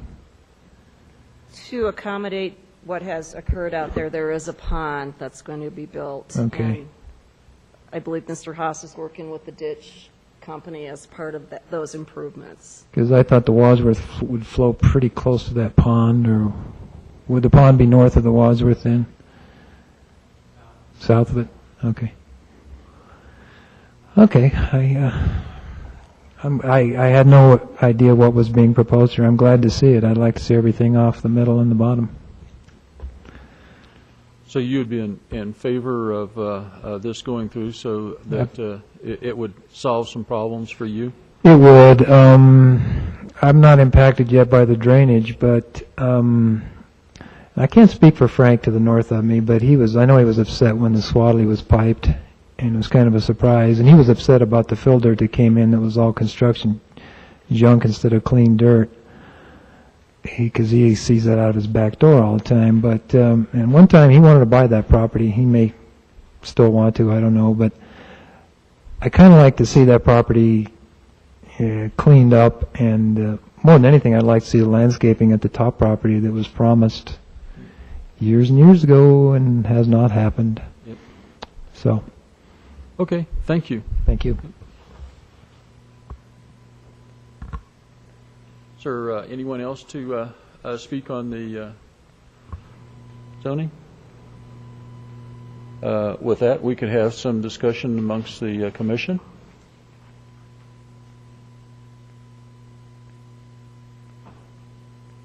There's no discussion. Is there a motion? I just bring up one thing. If they don't think they can meet the 3-month deadline, I'd like to go ahead and change that now so that I don't have to be dickering around with this later. So if you're so inclined to extend that, go ahead and make that a condition, or change that one condition of approval. I do have a question for Meredith. Meredith, have you seen the paperwork on the approval to pipe the Wadsworth, or the Swadley ditch? I have not. Okay.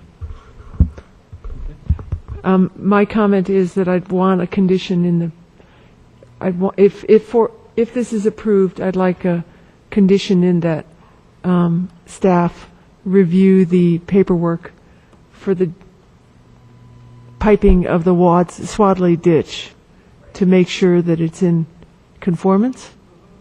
So you'd want that as a fifth condition? Yeah. Yeah. I'm suggesting for whoever wants to, especially since staff hasn't seen that. Well, it's quite possible that Public Works has seen that. I don't know that Tim is aware of it, but like I say, they have been working extensively with our stormwater coordinator, so they might have seen that I'm not aware of. Okay. Is there a motion?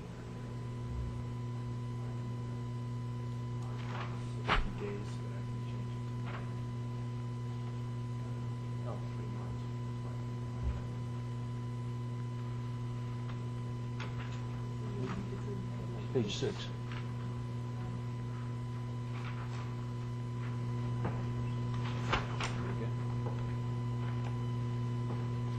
And then condition 5. Okay. Give it a crack again. Mr. Chair, I move to recommend approval of case number WZ1008, a request for approval of a final development plan for property zone planned industrial development located at 5130 Parfett Street for the following reasons. The final development plan is consistent with the standards set forth in the approved outline development plan for the site, and all requirements for a PCD final development plan have been met, with the following conditions.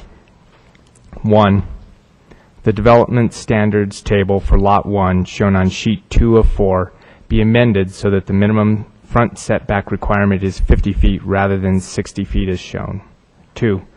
The site data table shown on sheet 4 of the FDP is incorrect and should be deleted. 3. The site data table for Lot 2 on sheet 4 of 4 of the FDP should be amended to indicate that the areas not covered in recycled concrete are natural areas and comprise 65% of the lot coverage. 4. All improvements on the revised FDP must be in place no later than 6 months after City Council approval. And 5, staff review paperwork to make sure the piping for the Swadley ditch is in conformance. Is there a second? Second. Question. Second, is there comments? Comment. Scott, the point that you found on the square footage, is that in the paperwork or is that in the exhibits? Those are in the exhibits. And it appears that the most current recent document Yes. is correct. Okay. Okay. And yeah, you're right. I took a look at that, and the exhibit he was referring to was the prior ODP, I think, Scott. So, thank you for that. Okay, never mind. Okay. Any further discussion? Me. I'm going to vote yes for this, but not because because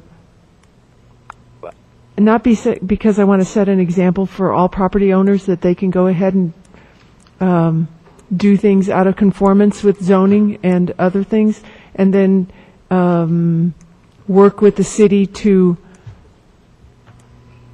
make their actions acceptable. I really think this is kind of inexcusable, but there's no other option other. This is the best of two bad options, or two bad directions. So I'll vote yes on this, but I'm really not happy I don't, so, that's it. Any other comments?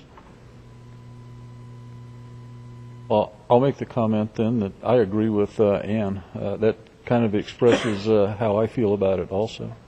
And with that, I will call for the vote. Did we have a second? Yes, George seconded.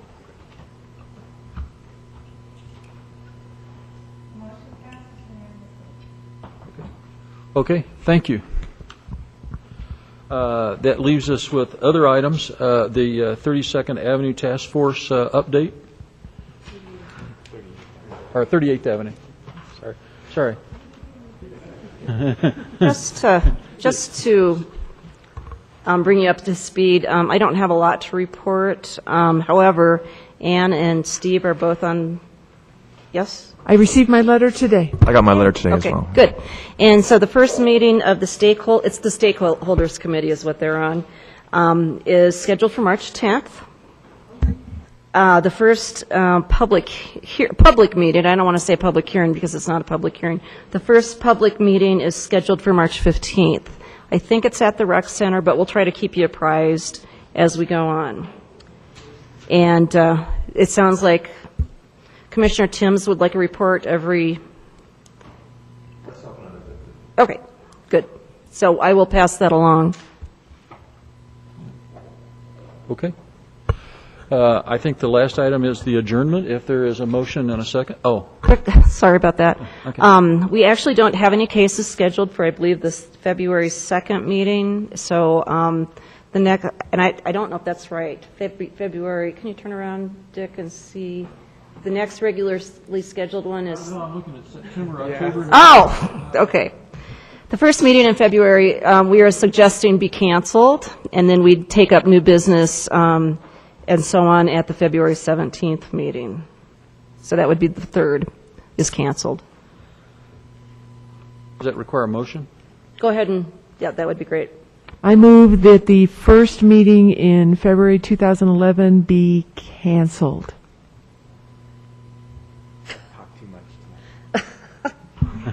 Second. Poll the council or commission. Meredith, I have one other question before we close. Didn't we in the past meet occasionally with the Board of Adjustments? We have done that just to sort of keep conversations going. We only did it about once a year. Are you desirous of possibly doing that again? Well, while I was sequestered out in the lobby, I was reading all the meeting minutes from all the different groups. Okay. The Cultural Committee, the Board of Adjustments. First of all, it doesn't look like they're meeting very often. They're not. Quite honestly, most of the variance cases we are processing are administrative. However, we do have one scheduled for public hearing, which is next week, and I can broach the subject with them to see if they'd be willing to do that. Okay. If nothing else, I'd like to discuss the types of things that they're hearing or any concerns that they have. It's good to keep the communications going. And the fact that they pay for a banner in the Carnation Festival, and we don't do a banner in the Carnation Festival. I know. Well, no, I was. I know that's goofy, but it did remind me that that we hadn't met with them. Okay, just a suggestion.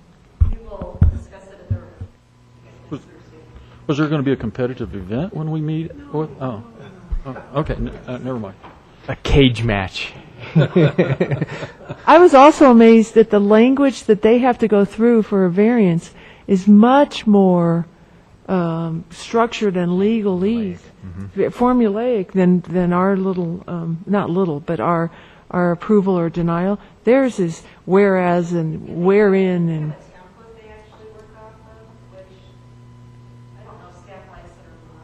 Okay. Sometimes when they read the language, it doesn't fit the context, perhaps in the case. Okay. I was just, it was interesting. I hadn't read their meeting minutes, and then I noticed there was a huge gap. There was April, then July, and then November. And I went, ooh. Yeah, okay. Okay. Motion for adjournment? I move to adjourn. Second. Moved and seconded. Poll the commission. We're out of here. So, when is our term? March.